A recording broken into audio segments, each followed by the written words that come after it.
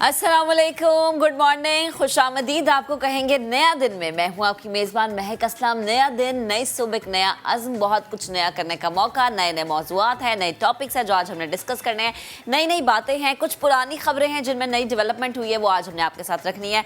और हमेशा की तरह मेरी यही ख्वाहिश होती है, यही कोशिश होती है कि जो आपके दिन का आगाज़ एक अच्छी बात से हो जाए ताकि दिन बड़ा अच्छा गुजरे और दिन के किसी भी लम्हे में जो आपके पास 10-15 मिनट अपने लिए फ़ारिग मिलते हैं उसमें आप सोचें कि अच्छा सुबह 9 बजे जो महक ने बात की ना बिल्कुल ठीक कह रही थी, वो एक अच्छी बात थी, तो आप उसको अपनी ज़िंदगी में कहीं ना कहीं फिट करने की कोशिश करें। तो आज की अच्छी बात यह है कि हकीकी सुकून ये है कि आप ख़ुद से मुखलिस हो जाएं। अच्छा, ख़ुद से मुखलिस होने का यह हरगिज़ मतलब नहीं है कि आप सेल्फिश हो जाएं या जो है आप गलत चीज़ों को भी हासिल करने की कोशिशों में लग जाएं या गलत कोई चीज़ आपने हासिल कर लिया तो आप कहें कि हाँ ठीक है मुझे सुकून मिल गया, तो ये हकीकी सुकून है। नहीं, ये नहीं होता। अपनी नफसानी ख्वाहिशात पर काबू पा लेना, अपने ज़मीर की आवाज़ सुन लेना, क्योंकि जब आप अपने ज़मीर की आवाज़ सुनते हैं ना तो यकीन करें कि ज़मीर एक वो वाहिद आपको सही तरीके से इंडिकेट कर पाता है कि हाँ क्या गलत है क्या सही है। ज़मीर की आवाज़ सुनने वाले कान ज़रूर रखें, क्योंकि जब आप ज़मीर की आवाज़ सुनेंगे तो कोई दूसरा आपको आके सबक नहीं देगा कि तुमने सही किया है या तुमने गलत किया है। तो हमेशा ज़मीर की आवाज़ सुने, अपने साथ मुखलिस हो जाएं। ये ना देखें कि अच्छा ये ख्वाहिश है और इस ख्वाहिश के पीछे गलत ट्रैक पर चलना पड़ा और आप चलते चले जा रहे हैं, जबकि आपको पता है कि वो ट्रैक, वो रास्ता गलत है। प्लीज़ जब भी कोई काम करें, जब भी कोई बात करें, कोई काम करने का सोचें, कोई ख्वाहिश रखें अपने अंदर, तो पहले देख लें कि रास्ता कैसा है, क्या रास्ता आपका गलत तो नहीं है, क्योंकि हमेशा हर चीज़ आप गलत रास्ते से नहीं हासिल कर सकते। अल्लाह ताला ने सही रास्ते भी बनाए, सिर्फ अक्ल का आपने इस्तेमाल करना है, अपनी ज़मीर की आवाज़ को सुनना है। चलें जी, ये तो थी अच्छी बात। अब ज़रा टॉप स्टोरीज़ की जानिब बढ़ते हैं। सिंध में मुतासरा बच्चों की तालीम की बहाली मुमकिन नहीं हो सकी है। सैलाब मुतासरा इलाकों के 23 लाख से ज़ायद बच्चों का मुस्तकबिल सवालिया निशान बन चुका है। इम्तहानात सर पर है और महकमा तालीम बच्चों के मुस्तकबिल से मुताल्लिक कोई फ़ैसला नहीं कर सका। वज़ीर तालीम कहते हैं कि जायज़ा ले रहे हैं कि नुकसान का ज़ाला कैसे हो। अच्छा, अभी भी जायज़ा अगर आपने लेना है तो पहले क्या कर रहे थे आप?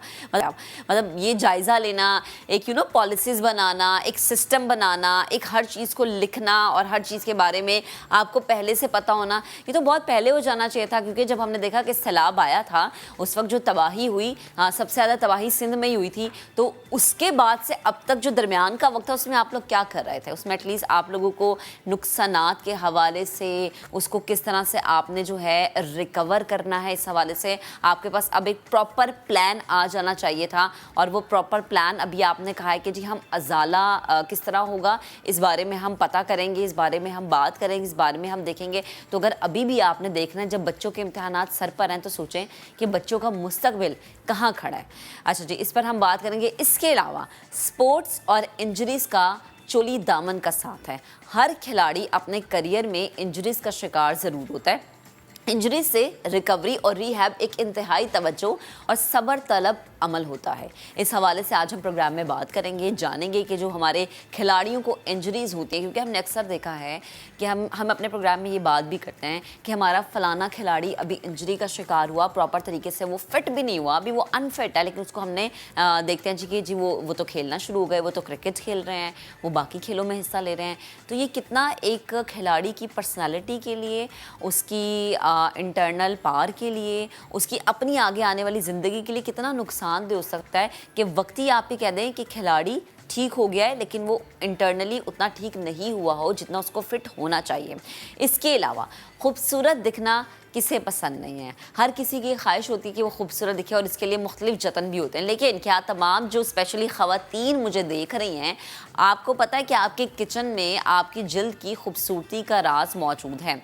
ऐसे ऐसे अज्जा मौजूद है आपके किचन में जो कि आपको हसीन बना सकते हैं, हसीन दिखा सकते हैं, लेकिन उनका सही इस्तेमाल करना बड़ा ज़रूरी होता है। मैं ये नहीं कह रही हूँ कि कोई भी चीज़ उठाएं और चेहरे पर आप उसको अप्लाई कर ले, नहीं। आपको अपनी स्किन से दोस्ती करना, स्किन का पता होना और उसके मुताबिक किचन में मौजूदा चीज़ों का इस्तेमाल करना बड़ा ज़रूरी होता है। तो आज हम आपको बताएंगे कि आप अपने किचन की कौन कौन सी चीज़ों को इस्तेमाल करते हुए एक ऐसा स्क्रब बना सकें जो कि आपकी स्किन पे से डेड स्किन की लेयर हटा दे, आपके पोर्स जो कि मेकअप के बाद बहुत ज़्यादा ब्लॉक हो जाते हैं हमारे पोर्स, उन जो ब्लॉकेज है उनको ख़त्म करे, या जो आपकी स्किन डस्टी हो जाती है, स्पेशली जो ख़वातीन बाहर आती जाती हैं उनकी ये डस्ट को ख़त्म करे। क्योंकि आजकल मार्केट में बहुत ज़्यादा महंगे महंगे स्क्रब मिलते हैं। तो इन महंगे स्क्रब से आप कैसे बच सकते हैं, किचन में मौजूद मौजूदा सामान को किस तरह से इस्तेमाल कर सकते हैं, आज हम आपको बताएंगे। इसके अलावा आपका ये हफ्ता कैसा रहेगा, आपकी किस्मत के सितारे आपके बारे में क्या कहते हैं। माहिर इल्मे नुजूम अजीम जाफरी साहब हमें ज्वाइन करेंगे, उनसे हम बात करेंगे कि किसका हाउस ऑफ स्टार बहुत ज़्यादा एक्टिव नजर आ रहा है। इसके अलावा जनाब पाकिस्तानी गुलकारा अरूज आफ्ताब ने दुनिया मौसीकी के आला तरीन ग्रैमी अवार्ड्स में बेहतरीन परफॉर्मेंस दिखाकर मद्दाहों के दिल जीत लिए, लेकिन वो दूसरा ग्रैमी अवार्ड हासिल करने में नाकाम रही हैं। अमरीकी सुपरस्टार पॉप गुलकारा बियॉन्से ने ग्रैमी अवार्ड का मेला लूट लिया है। आज सुबह जब मैं ये खबर देख रही थी तो मुझे बड़ा फ़ख्र हुआ अरूज पर कि चलें कहीं ना कहीं तो हमारी नुमाइंदगी किसी ना किसी तरीके से होती है, और हमारे माशाल्लाह बच्चे इतने टैलेंटेड हैं कि जब जब उन्हें मौका मिलता है, जब जब उन्हें प्लेटफॉर्म मिलता है तो वो अपना आप ज़रूर मनवाते हैं। और भी बहुत सारे मौज़ूआत हैं, बहुत सारे टॉपिक्स हैं, बहुत सारी चीज़ें जिन पर हमने डिस्कशन करनी है, लेकिन सबसे पहले हम अपने ब्रदर मुल्क तुर्की की बात करेंगे, जहाँ पर हौलनाक ज़लज़ला हर किसी को हिला के रख दिया ज़लज़ले ने। तुर्की और शाम में हौलनाक ज़लज़ले का जिक्र इसलिए ज़रूरी है क्योंकि 7.8 शिद्दत के ज़लज़ले ने एक बड़े पैमाने पर तबाही मचाई है। हलाक होने वालों की अब तक जो तादाद है वो 3,800 हो गई है, और तुर्क मीडिया ये रिपोर्ट कर रहा है कि तुर्की में 2,379 और शाम में 1,444 लाशें मलबे से निकाली गई हैं। अभी ये सिर्फ निकाली गई हैं, मलबे के नीचे मज़ीद खुदा न खास्ता मज़ीद लाशें दबे होने का भी खदशा है। मरने वालों की तादाद वक्त गुजरने के साथ साथ बढ़ती जा रही है। हज़ारों अफराद ज़ख्मी हैं। सिर्फ तुर्की में 3,000 से ज़ायद इमारतें तबाह हो गई हैं। रेस्क्यू के लिए बड़े पैमाने पर ऑपरेशन जारी है। बर्फ़बारी और शदीद सर्दी के बायस मुश्किलात का सामना है। तुर्क सदर ने मुल्क भर में इमरजेंसी नाफिज कर दी है। आपको रिपोर्ट दिखाते हैं, इस पर मज़ीद बात करेंगे। तुर्की और शाम में 7.8 शिद्दत का ज़लज़ला, ज़मीन लरज़ उठी। ज़लज़ले ने ऐसी क़यामत ढाई कि बुलंदोबाला इमारतें सेकंडों में मलबे का ढेर बन गईं। सिर्फ 1 मिनट में बसे बसाए घर उजड़ गए। अपने प्यारों की तलाश में लोग दर दर भटकते रहे। हर तरफ तबाही ही तबाही थी। हर कोई अपने प्यारों की तलाश में आंसू बहाता रहा। बच्चे वालिदैन को मदद के लिए पुकारते रहे। मलातिया, दियारबाकिर और उस्मानिये में हर तरफ तबाही के मनाजिर हैं। हजारों अफराद मलबे तले दबे हैं, जिन्हें बचाने के लिए हर मुमकिन कोशिशें जारी हैं। एक सहाफी ने कवरेज के दौरान बच्ची को रेस्क्यू किया। शदीद ज़लज़ले से गैस पाइपलाइनें भी मुतासिर हुईं। समंदर बेकाबू हुआ। कई शहरों में एयरपोर्ट्स पर फ्लाइट्स ऑपरेशन को मुअत्तल कर दिया गया। शाम में भी क़यामत सुग़रा के मनाजिर हैं। हल्ब, लताकिया और हमा में दर्जनों इमारतें मलबे का ढेर बन गईं। बैरूत और दमिश्क में भी इमारतें लरसती रहीं। सैकड़ों अफराद हलाक, हजारों जख्मी हैं। मलबे तले दबे अफराद को निकालने के लिए कोशिशें की जा रही हैं। ज़लज़ले के झटके मिस्र, लबनान, इराक, जॉर्जिया और आर्मीनिया तक महसूस किए गए। ये वो मनाजिर हैं, जब मैं इन मनाजिर को देख रही हूँ तो मुझे 2005 वाला ज़लज़ला जिसने पाकिस्तान को हिला के रखा था वो याद आ गया। अल्लाह ताला ये वक्त कभी किसी पे ना लेकर आए। तुर्की और शाम में हौलनाक ज़लज़ले से तबाही के मनाजिर हम दिखा भी रहे हैं, और ये यकीनन ऐसे मनाजिर हैं जिनको देख के हमारे दिलों से दुआ निकल रही है। हम अफसोस का इजहार भी कर रहे हैं। दीगर जो आलमी बरादरी है उनका भी अफसोस का इजहार सामने आ रहा है। आज़रबाईजान, नेटो और यूरोपीय यूनियन ने रेस्क्यू टीमें तुर्की भेज दी हैं। यूक्रेन और रूस ने भी तुर्की को ताउन की पेशकश कर दी है। अमेरिका और बरतानिया ने भी इमदाद भेजने का ऐलान किया है। अरब लीग की जानिब से भी आलमी बरादरी से मदद की अपील की गई है। शाम और तुर्की में खौफनाक ज़लज़ला, अमेरिका और बरतानिया समेत दुनिया भर से ताज़ियती पैगामात आने का सिलसिला जारी है। ज़लज़ले से मुतासरा अफराद के लिए इमदाद भी भेजी जा रही है। अमेरिकी सदर जो बाइडन ने वफाकी हुकूमत को तुर्की और शाम में इमदादी सरगर्मियाँ तेज करने की हिदायत कर दी है। बरतानवी वज़ीर आज़म ऋषि सुनाक ने भी ज़लज़ला मुतासरीन से इजहार यकजहती किया और कहा, मुश्किल की इस घड़ी में बरतानिया शाम और तुर्की के साथ खड़ा है। मिस्र, आज़रबाईजान और यूनान समेत यूरोपीय यूनियन के कई ममालिक ने इमदादी टीमें शाम और तुर्की भेज दी। स्वीडन ने भी तमाम इख्तिलाफात भुलाकर तुर्की और शाम के ज़लज़ला मुतासरीन से यकजहती का इजहार किया और कहा कि यूरोपीय यूनियन के जरिए इमदाद में ताउन करेंगे। रूस ने 100 एहलकारों पर मुश्तमिल रेस्क्यू टीम शाम और तुर्की भेजी। यूक्रेनी सदर ने भी कहा कि ज़लज़ले से मुतासरा इलाकों में इमदाद के लिए तैयार है। और दुख की इस घड़ी में सारे यकजहती के लिए वज़ीर आज़म शहबाज शरीफ कल वज़ीर ख़ारिजा के हमरा तुर्की जाएंगे। पाकिस्तान से खुसूसी तैयारा इमदादी सामान लेकर रवाना हो गया है। वज़ारत सेहत और आर्मी मेडिकल की टीमें भी सर्च एंड रेस्क्यू ऑपरेशन के लिए जाएंगी। तुर्की में कुदरती आफत से जानी और माली नुकसान पर पाकिस्तानी आवाम भी गमज़दा। मुश्किल घड़ी में बिरादर इस्लामी मुल्क को तन्हा ना छोड़ने का अज़्म। मुतासरीन के लिए पाकिस्तान ने 15 टन सामान और इमदादी टीम तुर्की रवाना कर दी। आर्मी की सर्च एंड रेस्क्यू टीम इसके साथ जा रही है और इसके साथ कुछ हमारा इमदादी सामान भी इसमें शामिल है जो तकरीबन 3 टन का आ जाएगा। रेस्क्यू 1122 की टीम लाहौर से वो तकरीबन 55 अफराद पे मुश्तमिल है और उनके साथ तकरीबन 15 से 16 टन सामान भी वो अपना साथ लेकर जाएंगे। मुतासरीन से यकजहती के लिए वजीर आजम बुध को तुर्की का दौरा करेंगे। उनके हमरा वजीर खारजा बिलावल भुट्टो भी होंगे। वजीर आजम मुतासरा इलाकों में जाएंगे। अहम मुलाकातें भी होंगी। शहबाज शरीफ ने तुर्क सदर रजब तैयब उर्दवान को टेलीफोन करके दुख का इजहार किया। यकीन दहानी कराई कि पाकिस्तान जलजले की तबाही से निमटने में भरपूर ताउन करेगा। तुर्क सदर ने इजहार तशक्कुर किया और कहा वो पाकिस्तानी अवाम के जज्बात की कदर करते हैं। सदर आरिफ अलवी का कहना था कि दुख की घड़ी में सारी हमदर्दियां तुर्की और शाम की हुकूमतों और अवाम के साथ हैं। सिर्फ यही नहीं, जलजला मुतासरीन की मदद के लिए पाकिस्तान रेस्क्यू 1122 की टीम लाहौर से इस्तांबुल रवाना हो गई है। अंस जफर रिपोर्ट कर रहे हैं, रिपोर्ट आपको दिखाते हैं। मुसीबत की घड़ी में ब्रादर मुस्लिम मुल्क तुर्किया के शाना बशाना खड़ा है। वजीर आजम की हिदायत पर रेस्क्यू 1122 की 51 रुकनी टीम लाहौर से तुर्किया के लिए रवाना हो गई। ज़लज़ले की वजह से जो वहाँ पर मसाइब पेश आए हैं, हम उसकी मदद करने के लिए अपनी हर तरह की जो भी पाकिस्तान रेस्क्यू टीम कोशिश कर सकती है, अपनी तमाम सलाहियत और जो कुछ भी साथ सामान हमारे पास है उसके लिए हम पूरी कोशिश करेंगे कि इस गम की घड़ी में, दुख की घड़ी में हर तरीके से उनकी मदद की जा सके। रेस्क्यू टीम मुनहदिम इमारतों के मलबे से मुतासरीन को तलाश करने और फौरी तिबी इमदाद के साथ रेस्क्यू की जरूरी अमली और तकनीकी महारत रखती है। पाकिस्तान की रेस्क्यू टीम जो है इस वक्त फौरी तौर पर जो है तुर्किया जा रही है ताकि वहाँ पे जितने भी अफराद जिनको इस वक्त हमारी जरूरत है उनकी मदद की जा सके और मैक्सिमम नंबर ऑफ कैजुअलिटीज जो है, जो मैक्सिमम लाइफ्स हैं, उनको मलबे से निकाला जा सके। रेस्क्यू टीम की क़ियादत commander Pakistan rescue doctor Rizwan Naseer कर रहे हैं। रेस्क्यू टीम स्पेशल फ्लाइट से तुर्किया के लिए रवाना हुई।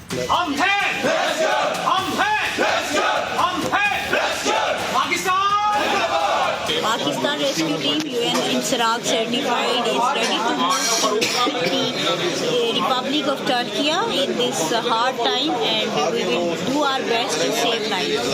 Rescue team search, technical rescue, rope rescue, medical team, command support, coordination और कम्युनिकेशन और लॉजिस्टिक टीम पर मुश्तमिल है। अंस जफर समा, लाहौर। तो बड़ा ज़रूरी है कि जब भी हम देखें कि हमारे किसी भी ब्रदर मुल्क पे मुश्किल घड़ी आई है, मुश्किल वक्त आया है, कोई नागानी आफत आई है, तो उसके साथ खड़े हुआ जाए। और हमने देखा कि तुर्की ने जिस तरह से हमारी मदद की थी 2005 के ज़लज़ले में, वो काबिल तारीफ़ थी। और आज हमारे तुर्की के बहन भाइयों पे ये जो मुश्किल वक्त है, जब वो इमदाद के मुंतज़िर हैं, खुले आसमान तले, सर्दी में, सर्दी की शिद्दत, इसका अंदाज़ा आप इस बात से लगा सकते हैं कि जब पाकिस्तान में सर्दी के मौसम में हम फ्लड के मामला देखते हैं या अर्थक्वेक के मामला देखते हैं, आज सेम वही सिचुएशन हमारे तुर्की के बहन भाइयों के साथ है। अपने आप को ज़रा एक सेकंड के लिए इस जगह पर रख के सोचें और दुआ गो रहें अपने तुर्की के बहन भाइयों के लिए। अल्लाह ताला जल्द अज जल्द इनकी मुश्किलात को आसानियों में तब्दील करें। अब ज़रा आगे बढ़ते हैं, अपने दीगर मामलात की बात करते हैं। फ़ंड्स की अदम फराहमी और बाज़ तकनीकी मसाइल की वजह से नई डिजिटल मरदमशुमारी में मज़ीद ताख़ीर का खदशा पैदा हो गया है। मरदमशुमारी के लिए मुख्तस 34 अरब रुपये में से अब तक सिर्फ 10 अरब रुपये ही फराहम किए जा सके हैं। 1 मार्च को फील्ड वर्क शुरू होना है, मगर अभी तक सॉफ्टवेयर और हार्डवेयर सामान का सिक्योरिटी ऑडिट भी नहीं हुआ है। इस्लामाबाद से शकील अहमद रिपोर्ट करें। पाकिस्तान की असल आबादी मालूम करने और आम इंतखाबात के लिए नई डिजिटल मरदमशुमारी मुकर्रर वक्त पर होना मुश्किल दिखाई देने लगा। फील्ड वर्क शुरू होने में सिर्फ 22 दिन बाकी, मगर वक्त कम मुकाबला सख्त। मरदमशुमारी के लिए फील्ड वर्क 1 मार्च से 1 अप्रैल तक होना तय पाया, लेकिन फंड्स की किल्लत और तकनीकी मसाइल आड़े आने लगे। सरकारी जराये ने समा को बताया कि मरदमशुमारी पर 34 अरब लागत का तखमीना है, जिसमें से गुज़श्ता साल 5 अरब और इस साल मजीद 5 अरब रुपए दिए गए। 24 अरब रुपए इक्तिसादी राब्ता कमेटी और वफाकी काबीना की मंजूरी से मशरूत हैं। वफाकी दारशुमारियात डिजिटल मरदमशुमारी के लिए 1,26,000 टैबलेट्स की खरीदारी और अमले की तरबियत समेत अपना होमवर्क मुकम्मल कर चुका। 495 मरदमशुमारी सपोर्ट सेंटर्स भी कायम कर दिए गए, लेकिन फील्ड वर्क बर वक्त शुरू करने का दारोमदार नेशनल टेलीकॉम कारपोरेशन नादरा और स्पार्को की तैयारियों पर है। मरदमशुमारी के लिए सॉफ्टवेयर और हार्डवेयर का ताहाल सिक्योरिटी ऑडिट भी नहीं हो सका। डाटा की ट्रांसमिशन समेत बाज दीगर तकनीकी मसाइल भी दरपेश हैं। मुश्तरका मफादात कौंसिल के फैसले के मुताबिक नए आम इंतखाबात नई मरदमशुमारी की बुनियाद पर ही होंगे। शकील अहमद, समा, इस्लामाबाद। आगे बढ़ते हैं। मुल्तान में पार्क्स एंड हॉर्टिकल्चर अथॉरिटी ने फ्लाईओवर्स की बेरौनक पिलर्स और जिनके प्लांटर्स थे उनको दीदा से बना डाला। अब ये सब कैसे किया है, मोहसिन अली बता रहे हैं। शहर के चौकों और चौराहों पर अब बिखरेंगे मुल्तानी सकाफत के खूबसूरत रंग। पीएचए इंतजामिया ने मुल्तान के फ्लाई ओवर्स पर ब्लू पॉटरी का काम शुरू कर दिया। मुझे तो बहुत अच्छा लग रहा है कि फ्लाई ओवर्स के नीचे ये अच्छी आर्ट हुई है, एग्रीकल्चर को दिखाया है हमारे मुल्क की और पंजाब की स्पेशली, तो आई फील वेरी गुड। तो ये बहुत इम्पैक्ट अच्छा जाता है क्योंकि यहाँ मेन किला लग रहा है और यहाँ टूरिज्म और बहुत से बाहर से लोग इधर जहाँ से गुजर होता है। मुख्तलिफ रंगों से दरबारों और मुल्तान शहर की खूबसूरत इमारतों की नक्शो निगारी का सिलसिला जारी है, जो शहरियों की तवज्जो का मरकज बन चुका है। ये शहर की खूबसूरती के लिए पीएचए मुल्तान जो है वो ब्लू पॉटरी वर्क कर रहा है और पिलर्स पर हम खूबसूरत पेंट कर रहे हैं, जिससे कि मेट्रो रोड की खूबसूरती में इजाफा हो गया है। वहाँ पर मैंने प्लांटेशन भी की हुई है और पब्लिक प्राइवेट पार्टनरशिप के तहत हम ये काम कर रहे हैं। शहरियों का कहना है कि इस तरह की पेंटिंग से जहाँ शहर की खूबसूरती में इजाफा होगा, वही मकामी सकाफत को भी उजागर किया जा सकेगा। कैमरामैन चौधरी महबूब के साथ मोहसिन अली, समा, मुल्तान। अब जरा हैदराबाद का रुख करते हैं। महल नुमा एक ऐसा घर है जिसकी हैसियत वक्त के साथ साथ बदलती जा रही है। अब ये घर म्यूजियम में तब्दील हो चुका है। इसकी क्या तारीख है, इम्तियाज अली अपनी रिपोर्ट में बताएंगे। हैदराबाद के पक्का कला के करीब मुखी हाउस, जिसे बनाने वाले जेठ आनंद मुखी का इसरार था कि इसे महल कहा जाए। 100 साल पुरानी इस इमारत को देखकर ऐसा लगता है कि ये 2 से 3 साल पहले ही बनाई गई हो। शान और शौकत वाली ये इमारत किसी महल से कम नहीं लगती। शहर के शोर से दूर रखने के लिए इटालियन आर्किटेक्ट ने इमारत बड़ी महारत से तैयार की। भारतीय शहर जोधपुर से खुसूसी तौर पर पत्थर मंगवाए गए, माहिर कारीगरों की मदद से नक्श बनवाए गए। 2009 में डिपार्टमेंट ऑफ एंटीक्विटीज ने इसको हेरिटेज डिक्लेयर किया। हेरिटेज डिक्लेयर करने के बाद सबसे पहले जो मरहला था इसको रिस्टोरेशन का था, तो इस फैमिली से राब्ता किया गया। तो उनकी जो बेटी धर्म मुखी उस वक्त जिंदा थी, उनसे राब्ता किया गया, तो वो बहुत खुश हुई कि हमारे आबा अजदाद की बिल्डिंग बिल्कुल थी। उसके लिए उनसे मालूमात की गई, उनसे तस्वीर ली गई, उनसे मुसलसल राब्ता रख के तकरीबन 3 साल के अरसे में डिपार्टमेंट ने इसको एज इट इज उसी तरह रिस्टोर किया, उसी तरह इसकी जो है बहाली का काम शुरू हुआ। मुखी हाउस में 12 कमरे, 2 बड़े हॉल, सर्वेंट क्वार्टर्स, 300 से ज्यादा खिड़कियां और दरवाजे हैं। क़याम पाकिस्तान से कबल ये सियासी मरकज भी रहा है। कांग्रेस के सरबराह जवाहिर लाल नेहरू भी यहीं रहते थे। कि आज से 103 साल पहले का बना हुआ है। जैसे कि आप देख सकते हैं कि इसमें जो जो चीज़ें सारी बनी हुई हैं वो वैसी की वैसी आज तक वैसी की वैसी पड़ी हुई है ना, वैसी बनी हुई है। ज़बरदस्त, हर चीज़ वैसी की वैसी। आप देखें टाइल भी वही है, बिल्डिंग भी वही है, स्ट्रक्चर। इधर बड़े बड़े सियासतदान और कांग्रेस जब ये मुल्क हमारा 2 पार्टीशन में हुआ, ये उससे पहले की बनी हुई है। ये शाहकार है जो उस दौर में बनाया था जब लोग कच्चे घरों में रहते थे, और उस दौर में उन्होंने ये एक महलनुमा जगह बनाई जो मेरे ख्याल से कुछ ही अरसे यहाँ पे रहे होंगे। उसके बाद पार्टीशन हुआ तो वो लोग यहाँ से शिफ्ट हो गए, मगर वो अपनी यादगार यहाँ छोड़ गए। पाकिस्तान बनने के बाद मुखी खानदान मुल्क छोड़ गया तो महल नुमा घर में 1957 में सरकारी दफातर और स्कूल बनाए गए। 2008 में आसार कदीमा ने इसे विरसा डिक्लेयर कर दिया। यहाँ आने वाले हर शख्स का इस्तकबाल रेड कारपेट से होता है। कैमरामैन जमील पठान के साथ इम्तियाज अली खावड़, समा, हैदराबाद। हैदराबाद के बाद रुख करेंगे फैसलाबाद का, जहां एलाइट अस्पताल के बच्चा वार्ड में जो हमने देखा कि हशरात जो है बहुत ज़्यादा हैं, भरमार हैं। इलाज के लिए आने वाले नौज़ायदा बच्चे मज़ीद बीमार पड़ने लगे हैं। जो वहाँ की मैनेजमेंट है वो इनके आगे बेबस हो गई है। यूसुफ चीमा रिपोर्ट कर। सरकारी अस्पतालों में हशरात की यलगार, इलाज के लिए आने वाले बच्चे पड़ने लगे बीमार। फैसलाबाद एलाइट अस्पताल में खटमल बच्चों का खून चूसने लगे। शीरख्वार को जल्दी बीमारी होने से वालदैन की परेशानी भी बढ़ गई। बहुत खतरनाक है। अब बच्चे बता तो नहीं सकते ना, बच्चे बोल सकते, ये तो मुझे खुद को हुआ है। मरीज ही नहीं, हशरात ने डॉक्टर्स का भी जीना दूभर कर रखा है। इंतजामिया के मुताबिक प्राइवेट कंपनी से कॉन्ट्रैक्ट किया मगर कोई असर ना हुआ। अटेंडर्स जो आते हैं वो खाना खाते हैं, वो फिर है कि अपना चीज़ें कोई इस तरह कोई जगह पे फेंकते हैं। स्पेशल हमने एक अपना कंपनी से कॉन्ट्रैक्ट किया हुआ है और उसमें वो हर फ्लोर वाइज हर वार्ड की फ्यूमिगेशन होती है। सर्जिकल, मेडिकल और अस्पताल की दीगर वार्ड्स में भी कीड़े मकोड़े दंदनाते फिरते हैं। कैमरामैन कदीरुर रहमान के साथ यूसुफ चीमा, समा, फैसलाबाद। चलें जी, अब ज़रा हम आगे बढ़ेंगे और मौसम की बात करेंगे। मौसम हर लम्हे बदल रहा है। अच्छा, मुझे ऐसा फील हो रहा था जैसे गर्मी आ गई है और मैंने तो रात को पंखा भी चला लिया था कि जी गर्मी का मौसम आ गया, लेकिन सुबह के वक्त ये था कि कराची में धुंध थी। अब ये जो मौसम बदल रहा है, एक दिन में जो आपको गर्मी का भी मज़ा आ रहा है और सर्दी का भी मज़ा आ रहा है, धुंध भी आप इंजॉय कर रहे हैं। अब ये क्या है? कराची, हैदराबाद, लाहौर, मुल्तान, सक्खर, फैसलाबाद, नॉर्दर्न एरियाज़, क्या सिचुएशन रहने वाली है इस पूरे हफ्ते मौसम की, ये आपको बताएंगे चीफ मेट्रोलॉजिस्ट सरदार सरफराज साहब इस वक्त हमें ज्वाइन कर चुके हैं। उन्हें शामिल गुफ्तगू करते हैं। सरदार साहब, बेहद शुक्रिया वक्त देने के लिए। Good morning. कराची का मौसम मतलब अजीब हो गया ना कि कभी आपको गर्मी महसूस होती है और आज सुबह के वक्त हमने देखा कि फॉगी वेदर था, तो ये किस तरह का मौसम है?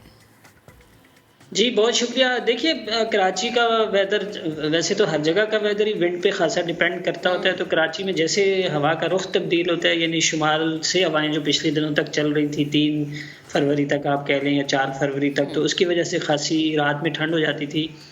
अब पिछले 3 दिन से एटलीस्ट दिन में विंड चेंज हो जाती है, यानी ये चलती है इधर से जनूब मगरिब की जानिब से, यानी सी ब्रीज होती है, वो कंपोनेंट उसमें आता है, तो मॉइस्चर भी आता है जैसे आपने कहा। तो रात में फिर लेट नाइट या अर्ली मॉर्निंग मिस्टी या हल्की धुंध या फिर कहीं पैचेस में फॉग भी हो जाती है। तो अगले 2 दिन भी इसी तरह मौसम रहेगा, यानी सुबह के वक्त फॉगी कंडीशंस रहेंगी लेट नाइट के सुबह में। अच्छा।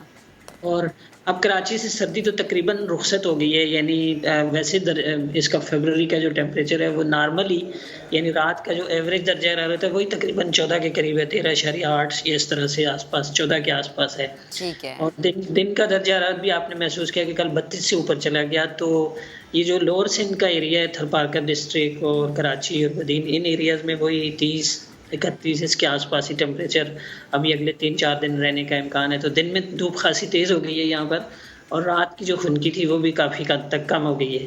सही है। और अब आगे ट्रेंड से है कि यानी यहाँ से सर्दी तकरीबन सिंध पे से, पूरे सिंध पे से ही हल्की कहीं खुनकी होगी अपर सिंध में और इस तरह से ईस्टर्न सिंध में, लेकिन अदरवाइज ख़त्म हो गई है सर्दी। शुमाली इलाकों में फ़िलहाल ठंड है, अगले 2 हफ्ते तक वहाँ रहेगी सर्दी।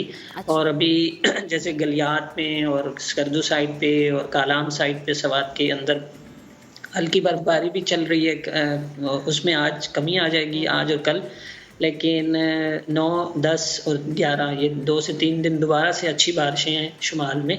सही है। और उसके साथ साथ बर्फबारी भी पहाड़ों पर होती रहेगी। तो उसके बाद फिर मौसम अगले चंद दिन तक पूरे मुल्क में ड्राई होगा। शुमाली इलाकों में ज़ाहिर सर्द रहेगा और इधर जनूबी इलाकों में अब सर्दी तकरीबन ख़त्म हो गई है। दिन में तेज़ धूप हुआ करेगी और रात में भी टेम्परेचर अब कराची के अब 16 से 18 की रेंज में अगले दिनों में चला जाएगा। सही है, ठीक है। सरदार साहब बेहद शुक्रिया, आप हमारे साथ मौजूद थे, गुफ्तगू कर रहे थे। हम रुखसत हो चुकी हैं, लेकिन ये सर्दियाँ रुखसत होने का जो टाइम होता है, गर्मी के जो आने का टाइम होता है, क्योंकि अब कहा ये जा रहा है जी कि बाहर तो बिल्कुल आउट हो जाएगी और हम इंजॉय नहीं कर सकेंगे, डायरेक्ट गर्मी आएगी। ये थोड़ा सा एहतियात वाला मौसम होता है, खुद भी एहतियात करें, बच्चों को भी कवर करें। अब एक ब्रेक लेते हैं, ब्रेक के बाद दोबारा हाजिर होंगे, आप साथ रहिएगा। अब हम आगे बढ़ते हैं, आपको बताएं कि फरवरी के पहले हफ्ते का आज आखिरी दिन है और ये हफ़्ता आलमी बैनुल मज़ाहिब हम आहंगी के नाम से मनाया जाता है। इसका मकसद तमाम मज़ाहिब में अमन व सलामती को तरजीही बुनियादी मकासद तसव्वुर करना है।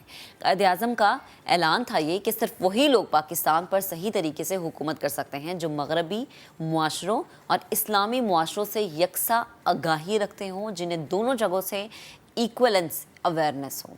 अक़लियतों और ख़वातीन के मसावी हुकूक, जमहूरियत और रवादारी नई रियासत के बुनियादी मकासद होने चाहिए। पाकिस्तान अपनी सकाफ़त और तारीख़ में बहुत मालामाल है, इसलिए यहाँ हिंदू, सिखों और ईसाई बिरादरियों के बेशुमार मजहबी मकामात हैं। लिहाजा तालीम, तिजारत और फ़न में कसीर सकाफ़ती और कसीर मज़ाहिब का वजूद बहुत ज़्यादा ज़रूरी है। اب اس تمام تر معاملے پر بات کرنے کے لیے ہمیں جوائن کر چکے ہیں خالد انم صاحب اور نازیہ بلوچ صاحبہ اسٹوڈیوز میں میرے ساتھ موجود ہیں. دونوں کو شامل گفتگو کرتے ہیں. خالد صاحب سب سے پہلے آپ سے گفتگو کا آغاز کروں گی. گڈ مارننگ, کیسے ہیں؟ گڈ مارننگ جی, میں ٹھیک ہوں, شکر. Good morning. بڑا ضروری ہے کہ ہم اس پہ بات کریں کیونکہ کسی بھی معاشرے کی بہتری کے لیے کوئی بھی معاشرہ اگر صحیح طریقے سے چلانا ہے آپ نے تو یکساں حقوق ہونا اور وہاں پر جتنی بھی اقلیتی برادری ہوتی ہیں ان کے حقوق کی ادائیگی سب سے زیادہ ضروری ہوتی ہے. بالکل صحیح کہا آپ نے. ہونا ایک الگ چیز ہے, ملنا ایک الگ چیز ہے. تو ہونے میں تو کوئی شک نہیں ہے, ملنے میں ہمیں شک ہے. وہاں پہ جا کے رک جاتی ہے گاڑی. تھوڑا ڈاؤٹ ہے, زیادہ ڈاؤٹ ہے؟ نہیں, پکا ڈاؤٹ ہے. اچھا, تو میں چاہ رہی ہوں ذرا آپ کی ڈاؤٹ بتائیں کیوں ہے. ادا کرنے پہ آتے ہیں نا تو بہت سارے ہمارے جو جسے کہتے ہیں کہ انفیریئر موٹیوز آ جاتے ہیں بیچ میں, ذاتی اخراج آ جاتی ہے. پھر ہم ذرا اس میں پہلی بات تو یہ کہ دیکھیں ایک مملکت پاکستان کے اندر ہم سب برابر کے شہری ہیں اگر ہم پاکستان کی بات کریں, اور تمام مذاہب جو بھی آئے ہیں انہوں نے سب رواداری کی, بھائی چارگی کی بات کی. کوئی بھی مذہب یہ تو نہیں کہتا کہ دوسرے والے کو مارو, کوئی بھی مذہب نہیں کہتا, کسی بھی کتاب میں نہیں. یہ جو ڈویژن ہوتا ہے یہ کچھ ایسے ایلیمنٹس ہوتے ہیں معاشرے میں جو اپنے مقاصد کے لیے حصول کرنے کے لیے ڈیوائیڈ اینڈ رول والا فلسفہ اپناتے ہیں اور اس میں پھر لڑا دیتے ہیں, پھر وہ جھگڑے بھی ہو جاتے ہیں. اور آپ دیکھیے جب پاکستان بنا تھا قائد اعظم کی جو 11 اگست کی سپیچ اگر آپ سن لیں جو کانسٹیٹیوئنٹ اسمبلی کی تھی کہ Hindus will cease to be Hindus and Muslims will cease to be Muslims not in the religious sense but as equal citizens under the constitution of the Islamic Republic of Pakistan. یعنی جو مملکت خداداد پاکستان ہے وہ تمام اپنے شہریوں کو برابر کے حقوق دیتا ہے, ہماری کانسٹیٹیوشن دیتا ہے. ہم ایک ڈیموکریسی ہیں, کانسٹیٹیوئنٹ اسمبلی ہے, تو اس میں تو کوئی ہمیں شک نہیں ہونا چاہیے کہ قانون لاگو کتنا ہو رہا ہے, انصاف مل کتنا رہا ہے, ہم اس پہ بات کر سکتے ہیں. اور اس کو کیسے کامیاب کیا جا سکتا ہے اس پہ بھی بات کر سکتے ہیں. وہی بات ہے نا آپ کی کہ موجود ہیں چیزیں لیکن اس طریقے سے مل نہیں رہی جس طریقے سے حق ہے. بہت ساری چیزیں اس میں انٹرفیئر کرتی ہیں نا. مانگنا والوں کو مانگنا نہیں آتا. پہلی بات تو عام شہری کو اپنے حقوق ہی نہیں پتہ, اسے بتایا ہی نہیں جاتا. سیکنڈلی پھر جس وجہ سے ہم یہاں آئے ہیں کہ جو ہماری کلچرل ایکٹیویٹیز ہیں اس کو ہم کتنا لمٹ کر دیتے ہیں نا. ہم نے پاکستان ایک ہے, ایک اکائی ہے, ہم نے اس میں بہت ساری, ہمارا مسئلہ سارا یہ ہے کہ ہم ڈائیورسٹی کو سیلیبریٹ نہیں کرتے. اگر ہم ڈائیورسفائیڈ ہیں نا تو اس کو تو خوشی سے منانا چاہیے کہ میں کالا ہوں, آپ پیلے ہیں, نیلا ہے, ہرا ہے, بجائے اس کے کہ میں کہوں سارے نیلے ہو جائیں, سارے کالے ہو جائیں. اب یہ ساری انگلیاں برابر اگر ہو گئی تو مٹھی نہیں بند ہوگی, بالکل ایسا ہی چیزیں ہاتھ نہیں. تو یہ جو الگ الگ اللہ نے بنایا ہے, الگ الگ صوبے ہیں, الگ الگ زبان ہیں, الگ الگ رنگ و نسل ہے, یہ تو بڑی خوبصورت چیز ہے. اور یہ پاکستان میں تو کمال کلچرل جو ڈفرینسز ہیں اس میں آپ میوزک لے لیں, گائکی لے لیں. ابھی میں وہ تصویریں دیکھ رہا ہوں آپ کے اسٹوڈیو میں, دیکھیں مہدی حسن خان صاحب, نصرت فتح علی خان صاحب, میڈم نور جہاں, ایک قصور سے ہیں, ایک فیصل آباد سے ہیں, ایک راجستھان سے ہیں, اور کیا ڈائیورسفیکیشن ہے پاکستان میں. بالکل ایسا ہی ہے. تو اب اس کو اگر آپ سیلیبریٹ نہ, اب اس فرق کو میں عیب بتانے لگ جاؤں تو وہ پھر میرا قصور ہے. وہ عیب نہیں ہے, وہ پھر آپ کی اپنی سوچ ہے نا, وہ عیب نہیں ہے. نہیں, وہ مطلب ہی ہوں گا نا. میں نے اگر مثال, جیسے ایک بڑی بھونڈی سی مثال ہے, جب کسی کو ہم نے چھوڑنا ہوتا ہے نا تو وہ ہمیں اس کی روٹی بھی ٹھنڈی لگنے لگتی ہے, پھر ہمیں کیڑے نکالنے لگ جاتے ہیں, اور جس کے ساتھ رہنا ہوتا ہے اس کے ٹھنڈی روٹی بھی گرم لگتی ہے. ہاں, وہ ویسے ہی گرم ہو جاتی ہے. اچھا نازیہ, مجھے بتائیں پرفارمنگ آرٹ کتنا معاون ثابت ہوتا ہے اس تمام تر معاملے میں؟ جیسے سر نے ذکر کیا کہ ہم ڈائیورسٹی کی بات کرتے ہیں, جیسے بہت ہی بہترین بات کی کہ اگر ہم اپنے آرٹ کو دیکھیں اس میں کتنی ڈائیورسٹی ہے. اگر ہم اسٹوڈیو میں ہی دیکھیں, اگر پورا اسٹوڈیو وائٹ ہو تو کتنا پھیکا پھیکا لگے, ہمیں بالکل اچھا نہیں لگے. مطلب مجھے ایسا لگتا ہے کہ آپ کسی چیز کی خوبصورتی کو مختلف ٹولز کے ذریعے اگر پریزنٹ کرنے کی کوشش کریں گے تو بہت بہترین ہو جائے گا. جس میں ایک بہترین طریقہ ہمارے پاس آرٹ ہے, پرفارمنگ آرٹ ہے, فلم میکنگ ہے, ویڈیوز ہیں, جس کے ذریعے آپ سوسائٹی میں ایک پرسپیکٹیو, پازیٹیو پرسپیکٹیو اور ایک سوچ بیدار کر سکتے ہیں ہمارے یوتھ کے اندر, ہمارے سوسائٹی کے اندر. اور اس پلورلزم کو جو ہے نا سیلیبریٹ کرنے میں آرٹ ایک بہترین کردار ہے. ابھی ریسنٹلی میں چیک کر رہی تھی تو فاٹا جو کہ ہمارے پاکستان میں بہت ہی نیگیٹو پرسپیکٹو میں دیکھا جاتا ہے، ایون میں جس علاقے سے تعلق رکھتی ہوں لیاری سے، اس کا بھی ایک نیگیٹو نیریٹو جو ہے نا ہر جگہ پہ نظر آتا ہے. تو ساری چیزوں کو میں دیکھ رہی تھی، تو وہاں کی یوتھ نے آرٹ کے ذریعے جو فاٹا کا ایک جو ہے نا علاقہ ہے پارا چنار، اس کو بہت بہترین طریقے سے ان کی پازیٹیوٹی کو آرٹ کے ذریعے دکھانے کی کوشش کی. سو آئی تھنک میں سمجھتی ہوں کہ ہمارے یوتھ میں، اور آرٹ ایک ایسا لینگویج ہے جو لوگ پڑھے لکھے نہیں بھی ہیں وہ ساری چیزوں کو سمجھ سکتے ہیں. Music and art. دیکھیں سب سے بڑی بات یہ ہے، نازیہ نے بات کی یوتھ کی، میں تو بہت ہوپ فل ہوں اپنے یوتھ سے. میں یہ سمجھتا ہوں کہ جو پچھلی نسل تھی ہماری والی یا ہم جیسے اور جو تھے، ہم نے بہت بگاڑ پیدا کر دیا اپنے ذاتی مقاصد کے لیے، سیاست میں آ کے یا کوئی جو اپنے پرسنل ایشوز کے لیے. آج کل کا جو نوجوان ہے وہ پاکستان کے لیے بڑا سوچتا ہے، اور اچھی بات ہے. ہاں نہیں بہت اچھی بات ہے، میں تو تعریف کر رہا ہوں کہ وہ اپنے سے ابو ہو کے سوچتا ہے، کہ وہ یہ نہیں سوچتا کہ میں پنجابی ہوں یہ بلوچی ہے، وہ پاکستانی ہو کے سوچتا ہے. تو that is what is required. Pakistan ہمارے دوست اللہ غنی کی رحمت کرے، عمران اسلم جو بہت بڑے جرنلسٹ تھے، رائٹر، ابھی انتقال ہوا، انہوں نے ایک تھیٹر لکھا تھا. انہوں نے پاکستان کی مثال ایک رلی کی سی دی تھی کہ الگ الگ رنگ و نسل کے اس میں پیچ ورک ہے. پاکستان از اے پیچ ورک، کتنی خوبصورت رنگوں سے جوڑ کے بنا ہے، اور کوئی ایک رلی دوسرے سے نہیں ملتی، الگ ہوتی ہے، اور ہاتھ سے بنتی ہے، محنت سے بنتی ہے، اور اس کی خوبصورتی الگ ہوتی ہے. تو اگر میں یہ کہہ دوں کہ کیا ٹاکیاں جوڑ کے آپ نے چادر بنا دی، تو میں اس کی خوبصورتی کو اپریشیٹ نہیں کر سکوں. یعنی وہی بات ہے نا، آپ دیکھ ہی نہیں پا رہی، تو پھر آپ کی اپنی سوچ ہے. یہ آپ جیسے چینل ہیں، آپ نے اس ٹاپک کو اٹھایا، آپ کو تو روز ایک لا کے کلچرل اٹھا کے بٹھا دینا چاہیے. ایک دن ہمارے بلوچ بھائی آ جائیں، ایک دن سندھی آ جائے، ایک دن براہوی آ جائے. ہمیں اپنی زبان سے انسیت نہیں ہے. ہم تو اگر کوئی بلوچی بولتا ہے ہم اس کو ایلین سمجھتے ہیں، یہ کون سی زبان بول رہا ہے. اچھا پھر دوسرا یہ کہ ہمارے بڑوں نے، یعنی جو ناٹ آر اون، یعنی جو جیسے میڈیا پہ آتے تھے یا آئے ہیں یا ابھی سیاستدان جو کر رہے ہیں، ایک دوسرے کو ہمیں نفرت کرنا سکھایا. انہوں نے ہمیں ریجیکٹ کرنا سکھا دیا ہے. ایکسیپٹنس لیول ہمارا زیرو ہو گیا ہے. میری نظر اسی پہ کیوں جا رہی ہے کہ ایک اس کی چھوٹے پاؤں کی انگلی ٹیڑھی ہے.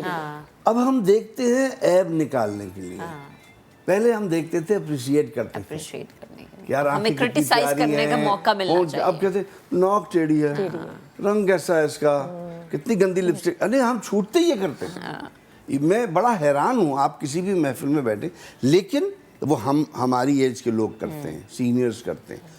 آج کل کے بچے بہت، میرے اپنے بیٹے ہیں، ینگ ہیں، یونیورسٹی پاسڈ ہیں، وہ بہت پازیٹیو ہیں. دے لو پاکستان، اور وہ بڑے اس کو دبنگ طریقے سے پاکستانیت کو اپنے ایکسیپٹ کرتے ہیں. تو پھر آئی تھنک خالد صاحب اس میں گھر کا ماحول بہت زیادہ آپ کا میٹر کرتا ہے، آپ کی گرومنگ، آپ کا دیکھیں نا. اب آپ ایک گھر سے مطلب ہوتا ہے، اگر میں اپنے گھر کی بات دوں، پھر میرا محلہ ہے، پھر میرا شہر ہے، پھر میرا ملک ہے. تو ہر جگہ وہی اگین جب میڈیا کی بات ہو رہی ہے تو میڈیا کتنا سٹرونگ انفلوئنس کرتا ہے. اگر ایک ٹی وی کے اسکرین پہ دن رات سیاستدان بیٹھ کے ایک دوسرے کو لان تان کرتے رہیں گے، میں مثال دے رہا ہوں، تو پھر ہم کیا سیکھیں گے؟ ہم کہیں گے کہ یہ تو نارم ہے. ہم کہیں گے یہ تو نارمل چیز ہے یار، تو جھوٹا، تو کالا، تو فلانا، تو یہ شور، یہ تو نارمل ہے. تو بجائے اس کے کہیں کہ یار وہ ٹھیک ہے یار، لیکن وہ کام آپ نے بڑا اچھا کیا. ہم اچھائیاں گننا کب شروع کریں گے؟ مجھے تو یہ ہوتا ہے. آج کل کے بچے اچھائیاں گنتے ہیں. مجھے ملتے ہیں ینگ بچے، کہتے ہیں سر آپ نے فلانا ڈرامہ کیا تھا نا، وہ بڑا اچھا تھا، آپ نے فلانا، وہ اچھائی گن رہے ہیں. وہ یہ تھوڑی کہہ رہے ہیں آپ نے وہ اتنا برا کام کیا تھا. چلیں یہ ایک اچھی بات ہے نا کہ ہماری یوتھ جو ہے اس کی پازیٹیو سوچ ہے، اور اسی کو امپاور کرنا ہے. اچھا ناظرین، مجھے یہ بتائیں کہ ہماری جو اقلیتی برادری ہے، پرفارمنگ آرٹ میں انہیں کتنے مواقع مل رہے ہیں آپ کی نظر میں؟ میں اگر اقلیتوں کی بات کروں پاکستان میں، ان کو کافی حد تک بہت انڈر اسٹیمیٹ کیا جاتا ہے. کیا جاتا ہے. ہاں، مجھے مطلب میرے کچھ جتنے بھی کولیگس میرے ساتھ موجود ہیں، سو وہ اپنے ایکسپیرینسز شیئر کرتے رہتے ہیں. سو وہ ساری ایکسپیرینس میں بہت ہی ورس ایکسپیرینس ان کے موجود ہوتے ہیں. شاید ہو سکتا ہے کہ हमारे सिटीजन्स में वो एक अवेयरनेस वाला एलिमेंट अभी नहीं है, इनको एक्सेप्टेंस वाला एलिमेंट अभी तक नहीं है। एग्जैक्टली लाइक वो डाइवर्सिटी को एक्सेप्ट ही नहीं करना चाह रहे। मैं आपको एक अपने एक्सपीरियंस शेयर करना चाहूँगी। मैं जापानीज़ के साथ काम करती हूँ, फीमेल ओबीस वर्कर्स के हवाले से भी। सो उन्होंने जैसे ही उनसे पर्सनल बातें चल रही थी तो उनसे मैंने पूछा कि आपके मुल्क में कितनी ज़बानें होती हैं। उन्होंने कहा हम सारे लोग जापानीज़ में ही बात करते हैं। सो फिर मैंने उनसे कहा कि हमारे पास जो है ना एक ज़बान मौजूद नहीं है, मतलब अगर मैं मौजूद हूँ, हमारे पास जो है ना 20 से ज़ायद जो है ना ज़बानें हमारे मुल्क में बोली जाती हैं। सो उन्होंने कहा आपके लिए कितनी बेहतरीन अपॉर्चुनिटी है that you learn 20 languages, मतलब मुख्तलिफ सूबे आप लोगों के मौजूद हैं। सो आई थिंक हम इस सारी चीज़ों को सेलिब्रेट नहीं करते, एक्सेप्ट नहीं करते। उनके अगर माइनॉरिटीज़ हैं उनका भी बिल्कुल वही जो है ना हक है जो हमारे दूसरे मेजॉरिटीज़ का है। सो उनको हम भी ऐसे राइट्स प्रोवाइड करें। इवन हमारे अपने पर्सनल एक्सपीरियंसेस में भी हमारे फैमिली में भी वही चीज़ें सिखाई जाती हैं। अच्छा, कि आपने इनके साथ नहीं बैठना, आपके उनके साथ नहीं बैठना। ये मेरे अपने एक्सपीरियंसेस भी हैं ना, यही है। दैट इज आपके स्कूल्स का जब आपकी अपब्रिंगिंग होती है तो वो सारी अपब्रिंगिंग होती है तो वो नस्ल को खराब बड़े ही करते हैं ना, छोटे को तो कोई कुछ नहीं। उनको तो बच्चा तो एक आपको अल्लाह ने कैनवस दिया है, प्लेन पेपर दे दिया, अब आप कुछ भी उस पर बना दो। तो हम सिर्फ तासुबात भरते हैं उसके अंदर। ये सिंधी है, ये बलोची है, ये उर्दू मीडियम है, ये इंग्लिश मीडियम है। अंग्रेज़ी क्लियर कर दूँ, अंग्रेज़ी का जहानत से ताल्लुक नहीं है। अंग्रेजी एक ज़बान है, जैसे लेकिन हम उसको मयार के साथ वो कर देते हैं। अब देखिए ना, अब कोई श्रीलंकन प्लेयर है या कोई तमिल प्लेयर, वो गलत अंग्रेजी बोलता है, कोई नहीं हंसता उस पर। हमारा बेचारा कोई प्लेयर गलत अंग्रेजी बोलता है, मीम्स बन जाते हैं। अरे क्या कह दिया, first thanks is to Allah first. क्यों हंस रहे हो भाई? उसका बाप अंग्रेज नहीं था, उसकी माँ अंग्रेज नहीं थी, वो पठान है, वो पठान है। और आई थिंक हमें अपनी जुबान पे फख्र होना चाहिए कि हमारी जुबान हम अपनी जुबान को रिप्रेजेंट करने वाले, हमारी पहचान हमारी जुबान बिल्कुल है, बिल्कुल ऐसा ही। कौमें बनती जबान से, देखिए कौमें जबान से बनती हैं। मजहब तो कुछ भी हो सकता है।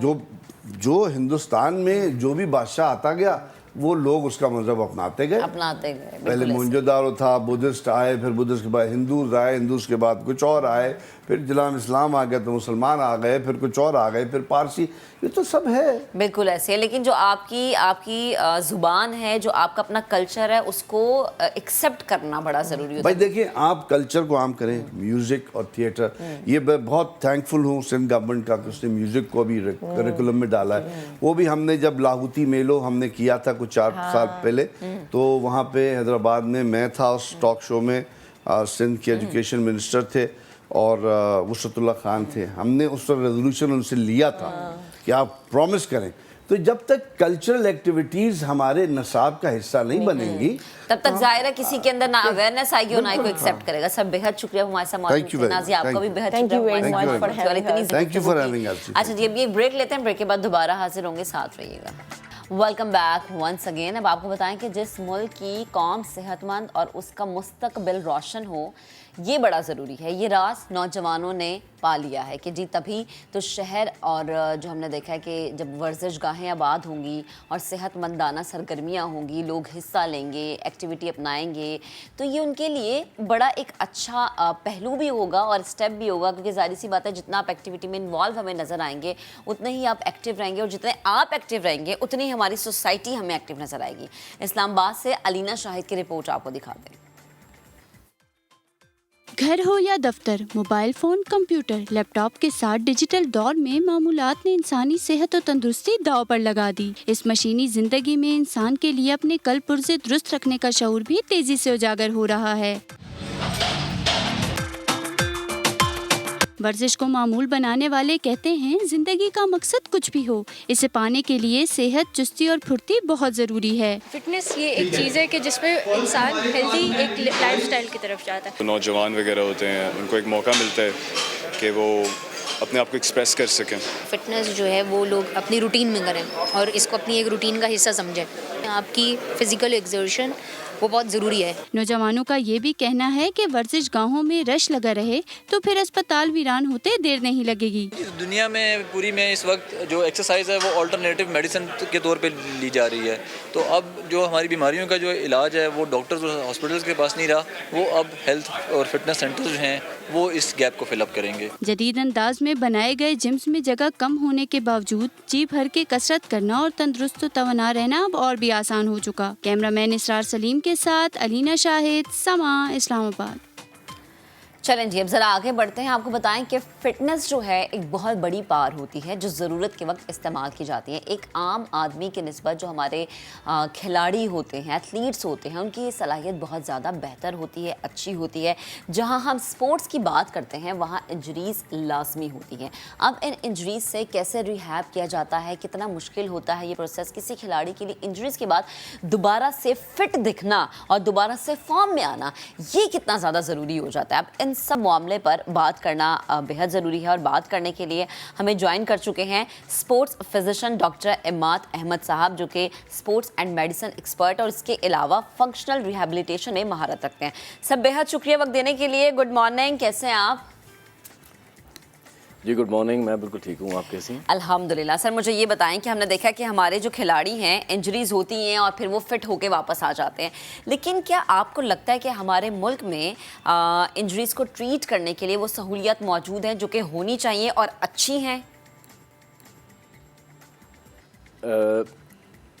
जी फिल वक्त तो ऐसी कोई सहूलियात मौजूद नहीं है पाकिस्तान के अंदर। हाँ जी।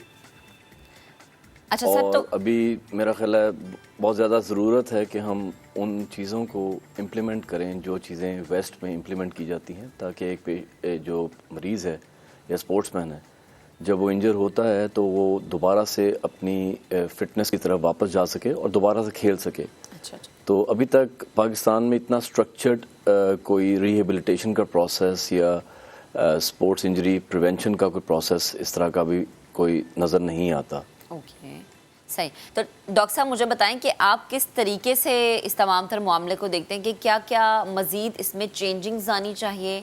ये कौन सा वो पॉइंट है जहां से आपको स्टार्ट लेना चाहिए कि एटलीस्ट हमें बैरून मुमालिक की तरफ ना देखना पड़े और हम देखें कि अच्छा ठीक है, हमारा कोई खिलाड़ी अगर इंजरी का शिकार है तो हमारे मुल्क में ही वो चीज़ें मौजूद हैं? बिल्कुल जी, मैं असल में पिछले कुछ अरसे से पाकिस्तान में आ जा रहा हूँ। मैं बेसिकली लंदन बेस्ड हूँ, इंग्लैंड में मैं काफ़ी अरसे से as a sports physician practice कर रहा था।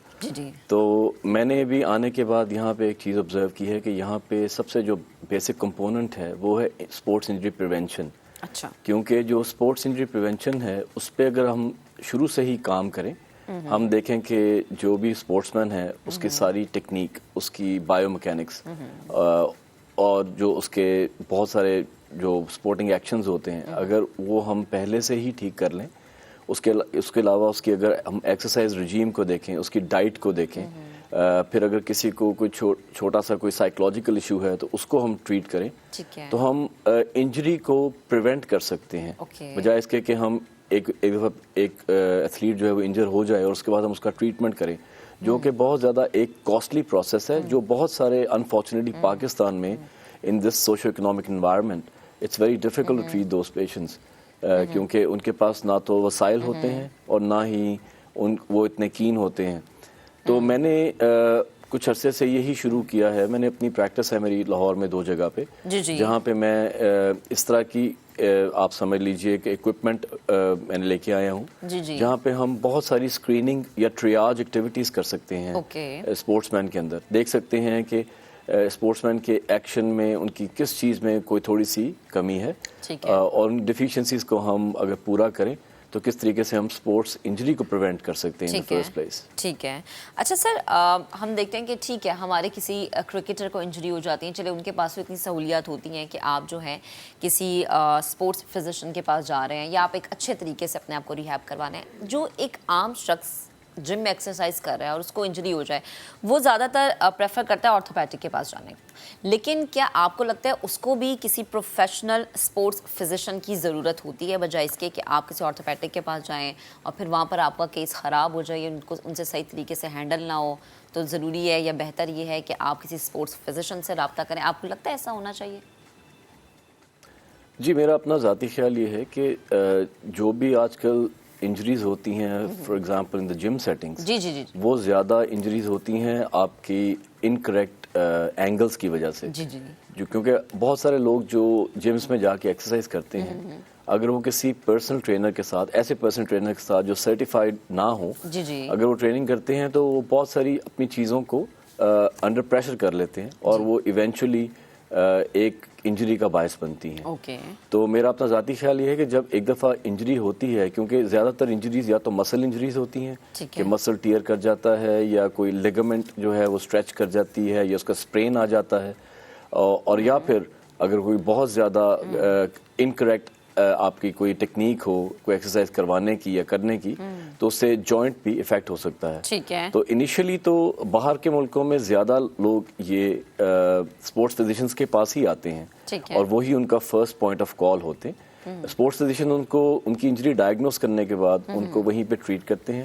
اور اگر کوئی ایسا پیشنٹ ہو یا ایسا کوئی ایتھلیٹ ہو جس کی انجری ایک حد سے بڑھ جائے، جس طرح فار ایگزامپل اگر لیگامنٹ کا اسپرین جو ہے وہ بہت زیادہ ہو جائے، گریڈ 3 گریڈ 4 پہ چلا جائے، جس طرح فٹ بال کے اندر بہت ساری انجریز ہیں جس طرح کی ACL PCL انجریز ہوتی ہیں، تو اس کی پھر ریکنسٹرکٹیو سرجری ہوتی ہے جس کے لیے پھر وہ آرتھوپیڈک سرجنز جو ہیں ان کو انگیج کیا جاتا ہے. تو میرا اپنا ذاتی خیال یہ ہے کہ انیشلی تو ان سب لوگوں کو اسپورٹس فزیشنز کے پاس جو بھی اویلیبل ہیں آپ کے گرد و نواح میں، آپ ان کے پاس جائیے اور ان کے پاس جا کے اوپینین سیکھ کریں. اور اس کے بعد اگر ایسی کوئی چیز ہے جو ایک حد سے بڑھ گئی ہے، اوبیسلی جب آپ ان کے پاس جائیں گے تو وہ آپ کی امیجنگ کروائیں گے، جس میں MRI ہو سکتا ہے، جس میں مسکولوسکیلٹل الٹرا ساؤنڈ ہوتا ہے، جو آج کل ہماری پریکٹس میں، میری پریکٹس میں یہ سب چیزیں میں اویلیبل ہیں، اور میں اپنے کلینک میں ہی لوگوں کو ڈائگنوز کرنے کے بعد ان کو میں ٹریٹ کرنے کی کوشش کرتا ہوں. اور اگر کوئی چیز ایسی ہے جو اپنی حد سے بڑھ گئی ہے تو اس کے لیے پھر آرتھوپیڈک سرجنز کو ریزورٹ کیا جاتا ہے. اور عام طور پہ یورپ کے اندر اور امریکہ وغیرہ کے اندر ان کے اندر ایک ٹیم کے طور پہ آپ ان سب پلیئرز کو اور ان سب ایتھلیٹس کو ٹریٹ کرتے ہیں. سو بیسیکلی ٹیم کا حصہ اس طرح سے ہے، آپ سمجھیے کہ اسپورٹس فزیشین جو ہے وہ ٹیم لیڈر ہوتا ہے along with an orthopedic surgeon.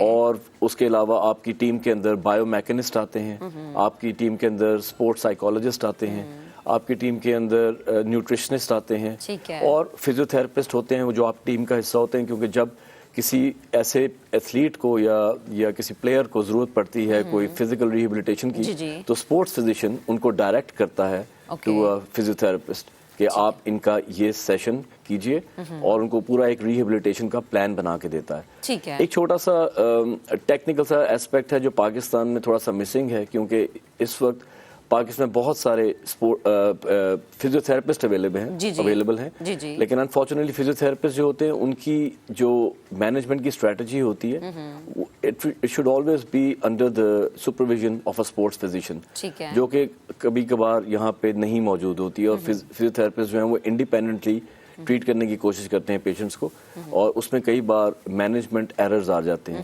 تو میں یہی درخواست کرتا ہوں لوگوں سے بھی، اور میں عام طور پہ جب بھی میں کسی اس طرح کے نیشنل فورم پہ آتا ہوں تو میں ان سے یہی ریکویسٹ کرتا ہوں کہ آپ پہلے پلیز کسی اسپورٹس فزیشین سے ایک دفعہ اوپینین لیجئے، کنسلٹیشن لیجئے، اور اس کے بعد اسپورٹس فزیشینز کو جو ہوتے ہیں وہ بیسیکلی ڈائریکٹ کرتے ہیں پیشنٹس کو ٹو اے فزیو تھراپسٹ کہ آپ نے اپنا یہ ٹریٹمنٹ ان فزیو تھراپسٹ سے کروانا ہے. اوکے، صحیح ہے، ٹھیک ہے. اچھا سر، بڑی اچھی بات ہے، آپ نے چیز کلیئر کر دی کہ جی اگر کسی کو خدا نہ خاصا کوئی انجری ہے پہلے اسپورٹس فزیشین کا اوپینین لیں، دین آپ جو ہے آگے رابطہ کریں. مجھے سر یہ بتائیں کہ کسی ایتھلیٹ کو کا جو ری ہیب کا پروسیس ہوتا ہے وہ بڑا مشکل ہوتا ہے، ٹائم ٹیکنگ ہوتا ہے. کیا ری ہیب کے بعد وہ کتنے عرصے میں وہ اپنی اس پوزیشن میں آ سکتا ہے کہ وہ اچھے طریقے سے پرفارم کر سکے، یا مطلب کہیں پہ خدا نہ خواستہ ایسا ہو سکتا ہے کہ اس کی انجری اتنی زیادہ ہے کہ وہ تھرو آؤٹ لائف جو ہے وہ ویسا پرفارم کر ہی نہیں پاتا جیسا وہ ایک ٹائم پہ اپنی زندگی میں کرتا تھا؟ ایسے کچھ کیسز آپ نے دیکھے ہو؟ بالکل جی، میں آپ کو تھوڑا سا ایکسپلین کرتا ہوں کہ جو جب کسی ایتھلیٹ کو یا اسپورٹس مین کو انجری ہوتی ہے تو ایک بہت بڑا کمپوننٹ ہوتا ہے جس کو ہم کہتے ہیں سائیکولوجیکل ٹراما. اور اس کے لیے اسپورٹس فزیشین جو ہیں وہ نارملی اپنی ٹیم کے ممبر جو اسپورٹس سائیکائٹرسٹ ہوتے ہیں ان کے ساتھ ایک ٹیم بنا کے اس کی مینجمنٹ شروع کرتے ہیں اور اس کے بعد فزیکل کمپوننٹس کو دیکھا جاتا ہے جو انجری اصل میں ہوئی ہوتی ہے. جو فار ایگزامپل اگر کوئی مسل کی انجری ہے یا کسی لیگامنٹ کی انجری ہے یا ایون کوئی جوائنٹ کا ایشو ہے تو وہ اس کو ایک ٹیم کے طور پہ اس چیز کو ڈسکس کرتے ہیں اور ان پیرالل دونوں چیزیں ان پیرالل ہوتی ہیں کہ اسپورٹس فزیشین جو ہوتا ہے اس کے فزیکل کمپوننٹس کو ٹھیک کر رہے ہوتے ہیں with the help of lot of latest equipment, اور جو آپ کے اسپورٹس سائیکائٹرسٹ ہوتے ہیں وہ under the supervision of sports physician وہ اس پیشنٹ کی مینٹل جو پریپریشن ہوتی ہے وہ کر رہے ہوتے ہیں. کیونکہ بہت بار دیکھا گیا ہے کہ بہت بڑے بڑے پلیئرز ہسٹری میں ایسے گزرے ہیں جو سائیکولوجیکل ٹرامے کی وجہ سے بے شک ان کی فزیکل انجری ٹھیک بھی ہو گئی تھی لیکن اس کے باوجود they were not able to perform at their full potential after the injury. اور یہ بڑی ایک امپورٹنٹ چیز ہے کہ ان کا جو سائیکولوجیکل ٹریٹمنٹ ہے وہ بہت ضروری ہے. اسی لیے میں جس طرح میں نے آپ سے پہلے بھی الوڈ کیا کہ یہ بہت امپورٹنٹ ہے کہ ہم شروع سے ہی ایک ٹیم کے طور پہ یہ جتنی بھی بڑی ٹیمز ہیں خاص طور پہ ان کو ہم ایک میڈیکل ٹیم کے طور پہ ان کو دیکھا جائے تاکہ اسپورٹس فزیشین جو ہیں وہ سب لوگوں کا ایک دفعہ ایک اسکریننگ یا ٹریاج کر کے دیکھیں کہ کون سے پلیئرز کو کس قسم کی انجری ہونے کی مطلب آپ ایون پریڈکٹ کر سکتے ہیں کہ اگر آپ کسی کا کوئی ایکشن دیکھتے ہیں یا آپ کسی کی کوئی رننگ کا پیٹرن دیکھتے ہیں کیونکہ بہت سارے لوگ ہیں جو تھوڑے سے اس طریقے سے بھاگتے ہیں کہ کچھ عرصے کے بعد ان کے پاؤں میں اور اس کے بعد ان کی اینکل میں اس کے بعد ان کی نی میں تکلیف ہو جاتی ہے. اس کو ہم بایو میکینیکل چین کہتے ہیں.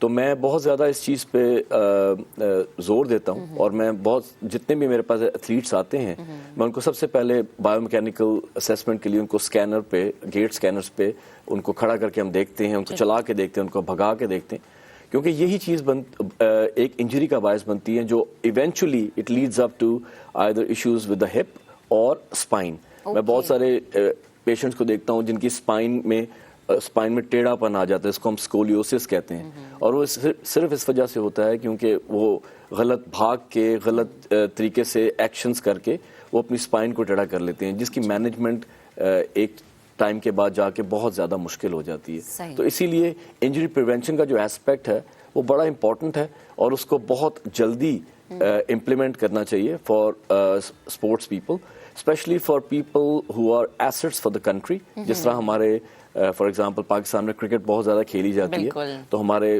میں جو ہمارے ٹاپ پرفارمرز ہیں بالرز یا بیٹسمین میں ان کو ایسٹ کہتا ہوں, وہ ایسٹس ہوتے ہیں. تو اس لیے ان ایسٹس کے لیے ایٹ لیسٹ کوئی اس طرح کا کوئی سسٹم ہونا چاہیے جس میں وہ آئیں اور ہمارے جیسے اسپورٹس فزیشین جیسے لوگوں کے ساتھ پہلے کنسلٹ کریں اور بے شک ان کو اگر کوئی ایشو نہیں بھی ہے صرف وہ یہ دیکھیں کہ کیا ان کی کوئی ایسی چیز وہ غلط تو نہیں کر رہے جو ریپیٹیشن کے بعد جا کے کوئی انجری کا باعث بنے. تو یہ بہت امپورٹنٹ ہے کہ ان کو پہلے سے اس چیز کی اویئرنیس دی جائے اور میں آج کل اپنے کلینک میں یہی چیز جو ہے وہ کوشش کر رہا ہوں لوگوں کو بتانے کی, لوگوں کو سمجھانے کی کہ یہ بہت ضروری ہے کہ ضروری نہیں کہ آپ نے صرف ایک اسپورٹس فزیشین کے پاس اسی وقت آنا جب آپ کو انجری ہوتی ہے بلکہ آپ اپنے آپ کو صرف اس وقت لے کے آئیں تاکہ ہم پروفیلیکٹیکلی اس چیز پہ کام کر سکیں اور پہلے سے انجری کو پریونٹ کر سکیں. صحیح, ٹھیک ہے ڈاکٹر صاحب, بہت شکریہ ہمارے ساتھ موجود تھے. گفتگو اچھا لگا آپ کی گفتگو سن کے. بڑا ضروری ہے جی کہ آپ کو خدا نہ خواستہ اگر کبھی کوئی انجری ہو جائے تو سب سے پہلے آپ نے کرنا یہ کہ اسپورٹس فزیشین سے رابطہ کرنا ہے, اس کے بعد فردر چیزیں آپ نے دیکھنی ہے. اب ذرا ہم بھی آگے بڑھتے ہیں. آپ کو بتائیں کہ پیٹرولیم مصنوعات کی قیمتوں میں اضافے کے ساتھ ہی شکر گڑھ ظفروال ضلع بھر میں اشیاء خورنوش کی قیمتیں آسمان کی بلندیوں کو چھونے لگے ہیں. شہریوں کو شدید مشکلات کا سامنا ہے. مزید بات کریں گے اپنے نمائندے کاشف جاوید سے. جی کاشف, بتائے گا شہریوں کو کس طرح کی مشکلات کا سامنا ہے, کیا شکوہ کرتے نظر آ رہے ہیں؟ ہاں جی بالکل, حکومت پاکستان کی جانب سے حالیہ پیٹرولیم مصنوعات کی قیمتوں میں اضافے کے ساتھ ہی روزمرہ کی جو زیر استعمال اشیاء ہیں ان کی قیمتوں کو بھی پر لگ گئے ہیں جو کہ غریب کی پہنچ سے दूर होते दिखाई दे रहे हैं। पेट्रोलियम मसनूआत की कीमतों में इजाफे से पहले मार्केट में जो चावल 240 रुपये फ़ी किलो के हिसाब से फ़रोख्त हो रहा था, अब वो 400 रुपये में हिसाब से मार्केट में फ़रोख्त किया जा रहा है। जबकि मार्केट में जो घी 460 रुपये फ़ी किलोग्राम के हिसाब से फ़रोख्त हो रहा था, अब वो 600 रुपये में मार्केट में फ़रोख्त किया जा रहा है। इसी तरह दाल चना, दाल माश, लाल मिर्च और हल्दी की जो कीमतें हैं वो भी 100 से 200 रुपये फ़ी किलोग्राम इजाफा देखने में आया है, जिसकी वजह से शहरियों को शदीद परेशानी का सामना है। इस सिलसिले में जब शहरियों से हमारी बात हुई तो शहरियों का यह कहना था कि हुकूमत पाकिस्तान, पंजाब हुकूमत महंगाई को कंट्रोल करके आवाम के लिए किसी रिलीफ पैकेज का ऐलान करे ताकि वो भी अपने बच्चों को बआसानी 2 वक्त की रोटी खिला सकें। जी। तो महंगाई का मौसम और महंगाई के इस मौसम में हम देख रहे हैं कि हर कोई परेशान है। अच्छा, सर्दी का मौसम भी है, महंगाई का मौसम भी है। अब आप देखें कि सर्दियों में ना तो आपको गैस मिल रही है, ना ही वो चीज़ें मिल रही हैं जो कि आप गैस पे पका सकते हैं। तो फिर आवाम कहाँ जाए, किससे शिकवा करे? क्योंकि ज़ाहिर सी बात है शिकवा आवाम करेगी और जवाब जो है वो हुकूमत बाला को देना पड़ेगा। हमेशा यही सोचते हैं कि जी फ़लानी गवर्नमेंट आएगी, फ़लानी शख्सियत आएगी, फ़लानी पार्टी आएगी तो शायद कीमतें थोड़ी सी नीचे आ जाएंगी। लेकिन ये समझने की बहुत ज़्यादा ज़रूरत है कि इस वक्त हमारा मुल्क जिन मुश्किलात से गुजर रहा है उसमें अपने आप को मेंटली तौर पर आप तैयार रखें कि महंगाई अभी मज़ीद बढ़ेगी, कम नहीं होगी। अच्छा, अब महंगाई कम नहीं होगी, लेकिन इसके लिए हम बड़ा सस्ता और खस्ता नुस्खा आपके लिए लेकर आएंगे। इस महंगाई के दौर में स्किन को अपना आप किस तरीके से बड़ा अच्छा रख सकते हैं, ग्लो रख सकते हैं। अब साफ शफाफ स्किन जो है वो हर किसी की ख्वाहिश होती है। हर कोई ये चाहता है जी कि वो खूबसूरत नज़र आए। खूबसूरत नज़र आने के लिए महंगी महंगी क्रीम्स हम इस्तेमाल करते हैं, महंगे महंगे स्क्रब्स हम इस्तेमाल करते हैं। अब वो स्क्रब्स कभी कभी हमारी स्किन को डैमेज कर देते हैं, लेकिन वो चीज़ें जो कि आपकी किचन में मौजूद होती है कभी भी आपके स्किन को डैमेज नहीं करती है अगर उनका सही इस्तेमाल किया जाए। इसी पर बात करने के लिए हर्बलिस्ट रानी आपा इस मुझे ज्वाइन कर चुकी है। अस्सलाम वालेकुम, गुड मॉर्निंग, कैसी हैं आप? वालेकुम अस्सलाम गुड़िया, मैं बिल्कुल ठीक हूँ। बहुत आपने सही कहा कि ऐसा होता है ना? बिल्कुल बिल्कुल है ना, महंगाई के दौर में आप और महंगी चीज़ें खरीद लेते हैं, वो और महंगी चीज़ें आपकी स्किन को और ख़राब कर देती हैं। और महंगाई के दौर में जो दिल की परेशानी है वो चेहरों पर भी आने लगी हैं। उसकी वजह से चेहरे बहुत ज़्यादा डल हो गए हैं, स्किन ख़राब हो रही है। और इतनी महंगाई की वजह से लोग महंगी तो क्या सस्ती चीज़ें ख़रीदने की भी इस्तेताअत से महरूम हो रहे हैं। तो ऐसे में स्किन का ख्याल बेहद ज़रूरी है, और स्किन का अगर आप ख्याल नहीं करेंगे तो आपकी स्किन हाथों से निकल जाएगी और फिर आप उम्र भर पछताते रहेंगे। अच्छा, आप वैसे ये हकीकत है कि आप जो सोचते हैं, आप जो चीज़ पूरा दिन आप एक टेंशन में रहते हैं, वो टेंशन आपके चेहरे पे नजर आना शुरू हो जाती है। चेहरा आईना है जो दिल के हाल का गमाजी करता है कि आप। अच्छा, कुछ लोग ऐसे होते हैं जिनके वाकई चेहरे बड़े वाज़े बताते हैं कि ये कुछ और सोच रहे हैं, मौजूद यहीं पर हैं लेकिन सोच कहीं और है। बिल्कुल बिल्कुल, जिस्मानी तौर पर हाजिर है लेकिन दिमागी तौर पर हाजिर नहीं है। क्योंकि देखिए महंगाई का ये दौर है, आमदनी है नहीं और हर शख्स परेशान है। और परेशानी जो दिल की होती है वो चेहरों पर आती है, और हर आदमी चाहता है कि चेहरे पर एक झूठा मास्क ही खुशी का लगा कर रखे कि चेहरे से परेशानी कम से कम आया हो। और जो परेशानी होती है, ज़ाहिर है कि ग़िज़ाई क़िल्लत है हमारे यहाँ, बहुत अच्छी ग़िज़ाएँ नहीं ले सकते, फ्रूट बेहद नहीं खा सकते, ड्राई फ्रूट नहीं खा सकते, पेट भरने का कि रोटी खाना है गरीब के लिए मुश्किल हो गया। तो ऐसे में वो क्या करे, लेकिन हम हाजिर हैं आपको सस्ती चीजें बताने के लिए कि आपके किचन में इतनी सारी चीजें मौजूद होती हैं और आप इस्तेमाल नहीं, हम इग्नोर कर देते हैं। आप बिल्कुल, कभी कभी सीजनल फ्रूट इग्नोर हो जाते हैं, सीजनल वेजिटेबल्स इग्नोर हो जाती हैं, और फिर हम सोचते हैं वो सर्दी का मौसम तो चला गया, काश हम उस टाइम पे किनू या शक्करकंदी खा लेते हैं। उसकी वजह ये होती है कि हमें मालूम नहीं होता है कि हमारे टेबल पर हमारे घर में किनू है, केले हैं, मौसमी तमाम फ्रूट मौजूद है, चेरीज हैं, आजकल हर घर में है, बेर आया हुआ है बड़ा वाला, स्ट्रॉबेरी है, कीवी होती है। हर अल्लाह की बेपनाह नेमतें हमारे मुल्क में हमारे लिए अल्लाह पाक ने पैदा की हुई हैं, लेकिन कभी कभी तो उसको ख़रीदने की इस्तेताअत से महरूम होते हैं। लेकिन कुछ घरों में ऐसा होता है कि मौजूद भी है लेकिन उसका हमें तरीक़े इस्तेमाल पता नहीं है। हम हर्बलिस्ट चूँकि जड़ी बूटियों पे काम करते हैं, कुदरत की तमाम ताज़ा चीज़ों पर जो अल्लाह पाक ने पैदा किए हैं, फ्रूट है, सब्ज़ियाँ हैं, अनाज हैं, उनसे गाहे बगाहे हम आपको बेहतरीन तरीक़े पर अपनी स्किन को फ्रेश करने के तरीक़े बताते रहते हैं। सो आज भी मैं आपकी स्किन से परेशानी दूर करने के लिए, डलनेस दूर करने के लिए एक बेहतरीन सा आपको बताऊंगी स्क्रब, जो आप घर बैठे अपने किचन की तमाम चीज़ों से बना सकते हैं। सिर्फ ये कि अभी तक आपको मालूम नहीं था, अब आपको मालूम हो जाएगा। अच्छा आप मुझे एक बात बताएं, मैंने अक्सर ये सुना है, ये देखा है कि स्क्रब आप वीक में सिर्फ एक दफ़ा इस्तेमाल करें, क्योंकि जाहिर सी बात है स्क्रबिंग से आपके पोर्स ओपन हो जाते हैं। जी जी। तो ये क्या वाकई ऐसा है कि स्क्रब भले से आप अपने घर में कोई बना रहे हैं या आप कोई मार्केट से ख़रीद रहे हैं, सिर्फ एक दफ़ा इस्तेमाल करना है आपने? नहीं, होता ये है कि देखिए जो स्क्रब है, स्क्रब का मतलब ये झामा, और चेहरा हमारे यानी फुल बॉडी का सबसे खूबसूरत और सेंसिटिव हिस्सा है कि अगर इस पे आप ज़रा ज़ोर से भी खुजालें तो निशान आ जाते हैं। और स्क्रब हमारी जो सख्त जगह होती हैं, जैसे एड़ियाँ हैं, पैर हैं, हथेलियाँ हैं, उन पर अगर सख्त स्क्रब जो बाज़ारी हैं वो इस्तेमाल करें।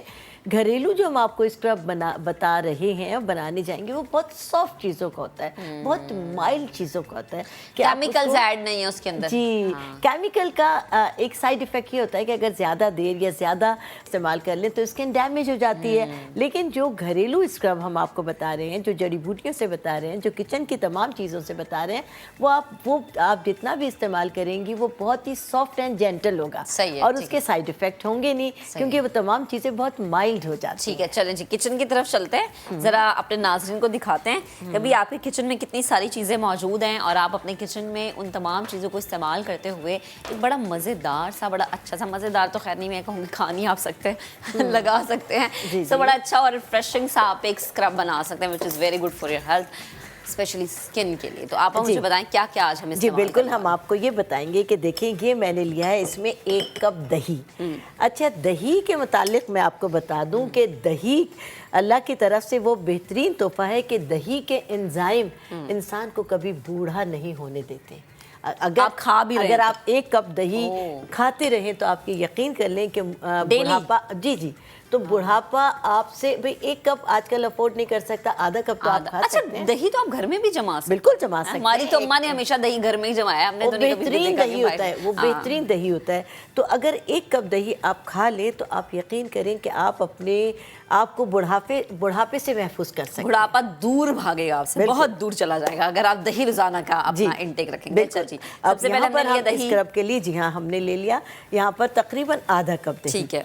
अच्छा, दही के अंदर ये है संदल पाउडर। ये सभी जानते हैं संदल की लकड़ी बहुत सस्ती है, और इसमें हम ऐड करेंगे 1 teaspoon as a scrub. 1 teaspoon संदल का पाउडर। ठीक है। और जनाब ये है हुस्न यूसुफ। अगर आप हाथ में इसको लेकर देखें तो मैं आपको ये बताऊंगी कि ये हुस्न यूसुफ है, और ये हम एज स्क्रब डाल रहे हैं। अगर आप इसको हाथ में लेखें तो ये देखिए हल्का सा इसके अंदर खुरदरापन है। ये आपकी वाकई वही स्क्रब वाला फील आ रहा है जो आप बाहर से खरीदते करते हैं। अच्छा, ये इसके अंदर डाल दूं? हाँ, इसमें हम डाल देंगे 1 टीस्पून हुस्न यूसुफ। ठीक है। इसमें 1 पिंच हम डालेंगे स्किन को वाइट करने की हमेशा ज़रूरत होती है, 1 पिंच बेकिंग पाउडर। ठीक है। ठीक है। अच्छा जनाब, और ये है समंदरी झाग। इसको समुद्री झाग भी कहते हैं, समुद्री फोक भी कहते हैं। ठीक है। ठीक है। और ये मैंने पीस कर यहाँ पाउडर बना लिया है। ठीक है। और इसको हम डालेंगे तकरीबन इसमें 2 टीस्पून या 2.5 टीस्पून। ठीक है जी, ओके। ये भी आसानी से आपको मिल जाएगी पंसार की दुकान। ये तमाम चीज़ें हमें मिल जाएंगी। इन तमाम चीज़ों को हम ब्लेंडर में ब्लेंड कर लेंगे। तो और भी तमाम चीज़ें मैं यहाँ पीस कर इसलिए लाई थी कि आपको इसका सिर्फ रिज़ल्ट दिखा सकूँ कि ये क्या बेहतरीन सा स्क्रब है। आप इसको ये तकरीबन आपकी फुल बॉडी पर इस्तेमाल हो जाएगा अगर आप 1 दिन में करना चाहें। 1 दिन में करना और क्योंकि ये बनाकर आप इसको फ्रिज में रख दें तो आप इसको अच्छे तरीके से किसी फोक से या चमचे से इस तरह मिक्स करके रख लेंगी। बहुत शानदार। इसका अपने ना सिर्फ ये कि हाथों पर, इसको हाथों पर जब आप इस्तेमाल करेंगी, क्योंकि ये एक बेहतरीन सा स्क्रब है, बहुत जेंटल है, तो आपके इससे नकल्स भी साफ होने लगेंगे। ये वैसे लड़कियों की, ख़वातीन की बहुत परेशानी होती है कि नकल्स ब्लैक हैं, पूरा हाथ सफ़ेद हो गया, लेकिन जी आपके जो नकल्स हैं वो काले रह गए, तो उसके लिए बड़ा अच्छा। चेहरे पर आपने किया, और चेहरे पर ये वाले हिस्से पे कभी कभी हमारे डेड स्किन आ जाती है जो कि फ्रेकल की सूरत में होती है।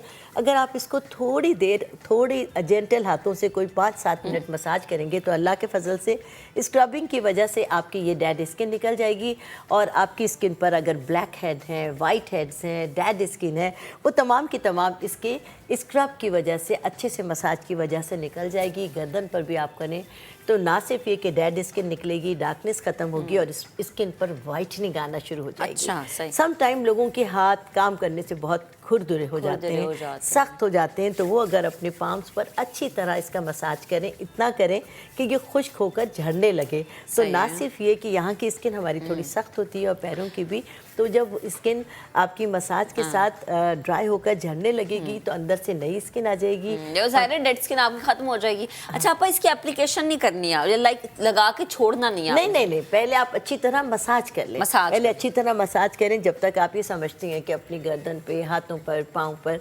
मसाज किया। उसके बाद अपने चेहरे पर जो बाकी बचेगा उसकी 5 मिनट के लिए हल्का सा मास्क लगाकर आप छोड़ दीजिए। तो और उसके बाद तकरीबन 10 मिनट के बाद आप सादे पानी के साथ अपना मुंह धो लीजिए। कोई गर्म पानी इस्तेमाल नहीं करेंगे, कोई किसी किस्म का फेस वॉश या साबुन भी नहीं करेंगे। और ये आप हफ्ते में जितनी मर्जी दफा इस्तेमाल करें, कम से कम 2 बार तो कर ही लें। 2 बार और ये आपके लिए, जैसे कि मैंने कहा कि ये सख्त नहीं है, हार्श नहीं है कि आपकी स्किन को कोई केमिकल। ठीक है आपा, थैंक यू सो मच। इतना ज़बरदस्त, इतना अच्छा स्क्रब आपने बताया। तो भाई किचन में चीज़ें मौजूद होती हैं, उन्हें इस्तेमाल कर लिया करें। अभी लेंगे एक ब्रेक के बाद दोबारा हाजिर होते हैं, साथ रहिएगा। Welcome back once again. अच्छा जी, हमारे यहाँ एक आम तस्वुर ये है कि जब शादी को कई साल बीत जाते हैं तो मियाँ बीवी एक दूसरे की तारीफ़ करना छोड़ देते हैं और शादी का रिश्ता एक रवायती रिश्ता बनकर रह जाता है। और फिर बीवी शिकवा करती है, जी आप तो मेरी तारीफ़ नहीं करते। लेकिन अनवर मकसूद साहब की अहलिया इमराना मकसूद ने साबित किया है कि ये तस्वुर बिल्कुल गलत है। अब इसके पीछे क्या कहानी है आपको दिखाते हैं हमारे नुमाइंदे खुसूसी रेहान अहमद अपनी इस रिपोर्ट में। मुमताज़ अदीब और दानिश्वर अनवर मकसूद की अहलिया इमराना मकसूद 11 किताबों की मुसन्निफ़ा हैं। इनमें से बेशतर किताबें उन्होंने बच्चों के लिए लिखी हैं। अपने शौहर अनवर मकसूद की ज़िंदगी पर एक किताब उलझे सुलझे अनवर भी तहरीर कर चुकी हैं। हाल ही में उन्होंने अपने ख़ानदान के अफराद और दिलचस्प वाक़यात पर मबनी एक और किताब तहरीर की है जिसका नाम है दूसरी मुलाकात। इस किताब की तकरीब रूनुमाई उन्होंने अपने घर पर धूमधाम से की और किताब की तख्लीक का पस मंज़र तफसील से बयान किया। उन्होंने कहा कि दूसरी मुलाकात अपने शौहर अनवर मकसूद से नहीं बल्कि अपने पढ़ने वालों के साथ है। इस किताब में वो लिखा है कि जो सबके लिए इंटरेस्ट की चीज़ है, मतलब पुलिस की कोई हरकतें और इस तरह की बातें जो हम आम ज़िंदगी में कह नहीं पाते हैं, वो सब इसमें लिख दिए हैं। जब आप पढ़ेंगे तो आप इसे बंद नहीं करेंगे। बहुत इंटरेस्टिंग चीज़ें हैं इसमें, मगर है मज़ेदार। कोई शिकायतें नहीं है, किसी से शिकायत नहीं है मुझे, और मुझे दरअसल किसी से शिकायत नहीं है। मैंने उर्दू को इतना आसान बना दिया है कि तीसरी चौथी क्लास का बच्चा भी मेरी किताब पढ़ सकता है। तो मैं ये चाहती हूँ कि हमारी ज़ुबान है ये अंग्रेज़ों ने नहीं छोड़ी है, हमने ख़ुद इसको बड़ा करना है। और अगर हम इसको बड़ा नहीं करेंगे तो ये छोटी होकर रह जाएगी। तो मैं इसको बड़ा करने की कोशिश कर रही हूँ, इसीलिए लिखती हूँ, इसीलिए मेरी किताबें बिकती हैं कि लोग मेरी किताब को आसान रीडिंग समझ के उठाते हैं और फिर इंटरेस्टिंग रीडिंग समझ के ख़त्म करते हैं। तकरीब के दौरान अनवर मकसूद ने अपने मखसूस अंदाज में तकरीब को अपने दिलचस्प जुमलों से ज़ाफ़रान ज़ार बनाए रखा। अब मुझे पता नहीं किताब बिकती कितनी है और मुझे कितने पैसे मिलते हैं, क्योंकि अगर 100 रुपये की किताब है तो उसमें 85 रुपये मेरे लिए। महंगाई का ज़माना बहुत है, आपने 1000 रुपये की किताब खरीदी है, मगर मैं कसम खाता हूँ जो खाने का इंतज़ाम है ये 1400 रुपये का है, तो 400 रुपये का फ़ायदा होगा आप लोग। सब समझते थे कि मैं नसीम से शादी करना चाह रहा हूँ, तो दोस्ती बहुत थी, परवेज़ से दोस्ती थी, अहमद भाई की, पूरे घर में आना जाना, इनके अब्बा से मेरी बहुत दोस्ती। तो एक दिन सब यूनिवर्सिटी, इरफान हुसैन, शाहिद नज़ीर अहमद, जावेद जब्बार, हम सब मुझको ले गए नसीम के यहाँ, और इनकी अम्मा ने बुलाया था कि आ जाओ 7 बजे आ जाओ तुम अनवर को लेके।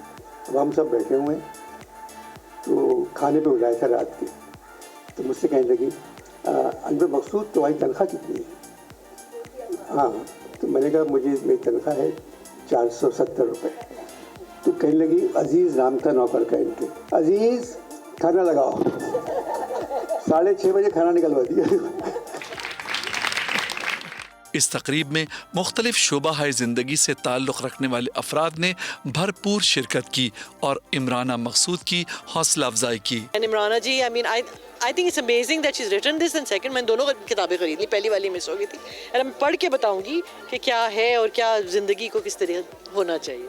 अनवर मकसूद साहब अपने तंज और मज़ाह से भरपूर जुमलों की बदौलत ख़ुद को नुमाया करने का फ़न तो बखूबी जानते ही हैं, मगर उनकी अहलिया इमराना मकसूद ने अपनी किताबों के ज़रिए साबित किया है कि वो भी किसी से कम नहीं। दूसरी मुलाकात अनवर मकसूद साहब की अहलिया इमराना मकसूद की दूसरी किताब है। इस किताब में उन्होंने अपने ख़ानदान के अफराद के एहसासात और उनसे मुंसलिक वाक़यात को बड़ी खूबसूरती के साथ बयान किया है। एक ऐसे दौर में जब हर कोई एक दूसरे से दूर होता चला जा रहा है, इस किताब की तख्लीक एक बहुत खुश आइंद कदम है। कैमरामैन मोहसिन अली के साथ रेहान अहमद, समा, कराची। ज़बरदस्त। तो भाई किताब ज़रूर ख़रीदें, ज़रूर पढ़ें, और किताबों से दोस्ती होनी चाहिए, और किताबें हमें बहुत कुछ सिखाती हैं। इसी तरह ये किताब भी स्पेशली मर्दों को बहुत कुछ सिखाएंगे। हम ज़रा आगे बढ़ते हैं। मुल्तान की ऐसी होनहार तालिबा जो ब्रिटिश काउंसिल में ना सिर्फ पाकिस्तान की नुमाइंदगी कर चुके हैं, बल्कि अपना प्रोजेक्ट सोलर ड्रायर भी उन्होंने बना लिया, जिससे सब्जियों और फलों को एक लंबे अरसे तक हम स्टोर कर सकते हैं। रिपोर्ट कर रहे हैं मकसूद चौहान। मुल्तान की नवाज शरीफ ज़रिए यूनिवर्सिटी की तालबा का कारनामा, शमसी तवानाई की मदद से सब्जियों को महफूज करने वाली मशीन इजाद कर ली। नेक्स्ट फाइनलिस्ट इज मिस इकरा। होनहार इकरा ने न सिर्फ पाकिस्तान बल्कि ब्रिटिश काउंसिल में भी अपना लोहा मनवाया। इसके अंदर आप सब्जियां, फ्रूट्स, वेजिटेबल, हर तरह की चीज़ें आप जो है इसमें वो ड्राई कर सकते हैं, और उसकी जो शेल्फ लाइफ है वो 6 महीने से 1 साल तक होती है। सोलर ड्रायर में सब्जियों को शमसी तवानाई से खुश्क किया जाता है, जिससे सब्जियों को 8 से 10 माह तक बआसानी स्टोर किया जा सकता है। डिफरेंट जो फ्रूट्स एंड वेजिटेबल्स हैं वो ओपन एयर में, ओपन सरफेस पे ड्राई किए जाते थे, तो उसको कंटेमिनेशन उसमें हो जाती थी। तो कंटेमिनेशन से बचने के लिए, फूड के डिफरेंट हेल्थ प्रॉब्लम से बचने के लिए हमने ये एक मशीन जो है वो एवेलुएट की, डिज़ाइन की। सोलर ड्रायर मशीन की तैयारी में 40,000 रुपए की लागत आती है, जिससे छोटे काश्तकार मुस्तफीद हो सकते हैं। कैमरामैन अदनान सियाल के साथ मकसूद चौहान, समा, मुल्तान। अच्छा जी, हम हमेशा हर वीक में आपको बताते हैं कि जी आपके जो हाउस ऑफ स्टार्स हैं वो आपके बारे में क्या कहते हैं। माहिर इल्मे नुजूम अजीम जाफरी साहब से हमने बात की थी। हमने उनसे जाना कि सिर्फ सितारे ही नहीं, बल्कि जो आपके नाम हैं, जो आपके महीने के दिन हैं, लाइक जैसे कि 14 तारीख है, 15 तारीख है, जो तारीखों का एक कैलेंडर बन जाता है, और जो आपके नाम के मतलब होते हैं, जो अल्फ़ाबेट्स होते हैं, वो आपकी ज़िंदगी पर या आपकी किस्मत पर कितने असर अंदाज होते हैं। तो ये जो गुफ्तगू थी, ये ज़रा आपको दिखाते हैं। अच्छा, जब भी अजीम भाई हमारे साथ मौजूद होते हैं ना, तो मेरे जहन में एक सवाल भी ज़रूर आता है, लेकिन वक्त की कमी होती है, मैं पूछ नहीं पाती। आज हमें स्टूडियोज़ में ज्वाइन कर चुके हैं, पहले उन्हें शामिल गुफ्तगू कर लेते हैं। अस्सलाम वालेकुम, गुड मॉर्निंग, कैसे आप? अल्लाह का शुक्र, आप सुनाएं। अल्हम्दुलिल्लाह। अच्छा अजीम भाई, हमेशा हमने बात की है सितारों की चाल आपके बारे में क्या कहती है, लेकिन इसके अलावा भी तो और फैक्टर्स होते होंगे ना, जो कि आपकी किस्मत पे इफेक्ट होते होंगे, असरअंदाज होते होंगे। जैसे मैंने अक्सर सुना कि लोगों के नाम आपकी शख्सियत के लिए बड़े ज़रूरी होते हैं, तो ये क्या है? देखें, नाम तो माशाल्लाह सभी के अच्छे होते हैं। अब उसकी जो स्पेलिंग होके ना, उनको हम कहते हैं न्यूमरोलॉजी। अच्छा अच्छा, ठीक है ना। जैसे आपका नाम महक है जी, तो हम महक जो होंगे नंबर्स MEHAK के, नहीं M का 4, E का 5, H का 8, A का 1, K का 2। अब वो जो टोटल आएगा ना, उसको हम कहते हैं न्यूमरोलॉजी। अच्छा, उसमें होता है नेम बैलेंसिंग। अच्छा, कि अगर आपका महक और आपका साथ क्या लगा रहे हैं सर नेम, असलम, तो असलम और महक के दोनों जो नंबर हुए आया कि वो ठीक हैं, बैलेंस्ड हैं। बैलेंस से मुराद के जो आपका डेट ऑफ बर्थ है, अगर आपको डेट ऑफ बर्थ नहीं भी याद, या जो आप इशू आजकल फेस कर रहे हैं, उससे हम कौन सा चेंज कर लें। अच्छा, असलम में SS कर लें, ओके, या महक में कोई ऐसी K कर लें, महक, ठीक है। कुछ चेंजेस ला सकते हैं। जैसे मेरा है अजीम, अब मैं AZEEM भी करता हूँ, कभी AZIM भी लिखता हूँ, तो वो नंबर टोटल में चेंज आ जाएगा, इससे आप अपनी लाइफ में चेंजेस ला सकते हैं। अच्छा, ये इनके लिए ज़्यादा अच्छा होता है जिनको अपनी date of birth, time of birth नहीं याद हो, ठीक है ना। अच्छा, जिनको date of birth, time of birth exact पता है, उनको डबल फायदा हो जाता है कि उधर से भी देख लिया और इधर से आपका नंबर देख लिया। नहीं भी, अगर मिसाल के तौर पे किसी का 4 बनता है, ठीक है ना, टोटल में आ गया 4 हो गया, या 13 हो गया तो 13 का 4, ठीक है, तो 22 का 4, तो वो जो 4 होगा ना, वो प्रॉब्लमेटिक होता है। वो आप कोई एक मसले से निकलते हैं, दूसरे मसले के आगे खड़े जाते हैं। एक प्रॉब्लम आपका भी सॉल्व भी होकर सुकून का सांस लिया है, दूसरा आ गया, तो वो हमने 4 को अवॉइड करना होता है। इसी तरह 9 जब 9 होता है ना तो आप क्रिटिसिज्म का शिकार रहते हैं। आप कुछ भी अच्छा कर लें, क्या किया, बड़ा कोई एहसान कर दिया तो सारी दुनिया करती है बेटा, है ना। अब कितना मन मार लें, जान लगाते हैं, पैसा लगाते हैं, खानदान वाले, घर वाले कभी खुश नहीं होंगे। ऐसे लोगों को वो तनकीद ही करते रहेंगे। वो अच्छा भी कर कर आएगा ना, क्या हुआ, ये तो छक्का मार सकते थे, ये तो आउट हो गए। वो नहीं पता उसने पिछले मैच में सेंचुरी बनाई थी। 9, 4, 8, ये 6 इस तरह के जो होते हैं ना, ये इनको 6 अच्छा एक अच्छी चीज़ होती है, फेम बड़ा लाता है मगर मेहनत बड़ी लाता है। 6 नंबर अच्छा। हाँ, 7 जो होते हैं वो लकी होते हैं वैसे। इनको बैठे 5 तो बहुत ही लविंग और गिविंग, केयरिंग, लविंग, पे सोशल गैदरिंग में उठने, हर वक्त बैठना, आउटिंग, ये इस तरह के होते हैं। उनको वो लकी भी होते हैं। अच्छा। उनके पास लॉटरी आ जाना, बोनसेस आ जाना। मेरे पास तो कोई लॉटरी नहीं आई अभी। अब देखना है ना कि आपका 5 है भी नहीं है। अच्छा आप भूल गए ना। अच्छा, मैंने एक दफा ना, अच्छा ये आजकल बड़ा हमारे यहाँ सोसाइटी में है कि आप फौरन से ना गूगल कर लेते हैं कि जी मेरा लकी नंबर क्या निकल रहा है, मेरा मुवाफिक रंग क्या निकल रहा है, मेरा जो नाम है उसका जो है कहाँ से वो मिल रहा है, मतलब कुछ नाम होता है जो अरबी लुगत के होते हैं। तो मैंने तो गूगल से देखा था और मेरा लकी नंबर 5 बन रहा था, तो मैं उसने हाथ से सोच रही थी। आपने MBA से हाँ, ये भी देखिए बड़ा सिंपल है। 1 से लेके पेपर में 1, 2, 3 से लेके 9 तक लिखें, उसके नीचे 1 के साथ कंटिन्यूसली उसे ABCD करते चले जाएं। ठीक है। आपको सब नंबर्स के वो आ जाएगी वैल्यू क्या है। अच्छा। A का 1, B का 2, C का 3, वो 9 तक जाना है। फिर दोबारा नीचे से 1, 2, 3 ABCD। अच्छा, जहाँ पे रुकी 9 के बाद वहीं से नीचे से शुरू नीचे से फिर WXYZ तक आप जाएंगे तो आपको पता चल जाएगा महक का क्या बनता है। अच्छा, ये लकी नंबर वाकई आपके लिए बड़े वो होते हैं कि जी मेरा लकी नंबर है। बिल्कुल होते हैं। और ये जो कहते हैं मवाफिक रंग, मवाफिक पत्थर, देखें मवाफिक रंग, मवाफिक एक ही बात हो गई। लकी नंबर, लकी पत्थर, लकी, ये बहुत काउंट करते हैं। अब आपने मिसाल के तौर पे हमारी अक्सर देखा होगा, एक वो अकीक पहने हुए, अच्छा एक फिरोजा पहने हुए और एक वो 999 की पहने हुए। अब पता नहीं वो आपके 999 की जो अंगूठी है वो आपके लिए फिजिबल, आपके लिए लकी भी है नहीं है, नहीं है। आपने पता लगा अपना एंटी उस पे पहन लिया नंबर के, या एंटी कलर का वो कलर वियरिंग कर लिया स्टोन, तो आप तो गए। आप तो एस्ट्रोलॉजी में, हॉरोस्कोप में अगर आपका नेगेटिव प्लैनेट का आपने स्टोन पहना दिया किसी उल्टू पलटू ने, यानी नहीं आप ये पहने तो आप तो गए। हाँ, बिल्कुल। और आप गए और आप बाद में आप जो लॉस हो गया, नहीं लॉस तो एक दफा हो गया ना, ठीक है, तो वो उसको तो सालों लग जाएंगे। अच्छा, मैंने वैसे अपने इर्द गिर्द के लोगों में देखा कि ये जो स्टोन होता है ना, ये बड़ा इफेक्ट करता है आपकी लक पे, बड़ा रिलेट करता है आपकी लक।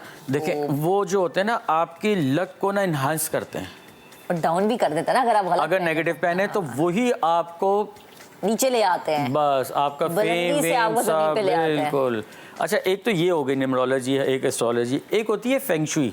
अच्छा, ठीक है ना। फेंग शुई होती है कि आपके डायरेक्शंस होती हैं, नॉर्थ, ईस्ट, वेस्ट, साउथ। जी बिल्कुल ठीक है। ठीक है ना। आपका घर किस डायरेक्शन पे है, फिर घर के अंदर आपका अगर सपोज नॉर्थ में अगर आपका घर का किचन आ गया तो आप समझे आपकी इनकम कुछ नहीं होगी, बस हैंड टू माउथ। 10 लाख भी तनख्वाह होगी ना तो आप ये सबके लिए आप बता रहे हैं? सब, ये ओवरऑल है। अच्छा, यानी अगर नॉर्थ वाली साइड पे आपका घर है तो वो अगर स्पेशली किचन है आपका, किचन है। ओह अच्छा, हाँ, तो 4 डायरेक्शन है, नॉर्थ, ईस्ट, वेस्ट, साउथ। देखिए नॉर्थ वाली साइड पे आपका किचन, तो ये आप लिख लें, फिर उसके बाद पैसा नहीं बचेगा। अच्छा, दूसरी एक आप आंख बंद करके किसी का सुने कि जी फलां साहब को यार उनको ना बेचारों का हार्ट का इशू आ गया है, आप समझ लीजिए कि उनके वॉशरूम उनका ईस्ट पे है, ये मैं आपसे शर्त लगा सकता हूँ।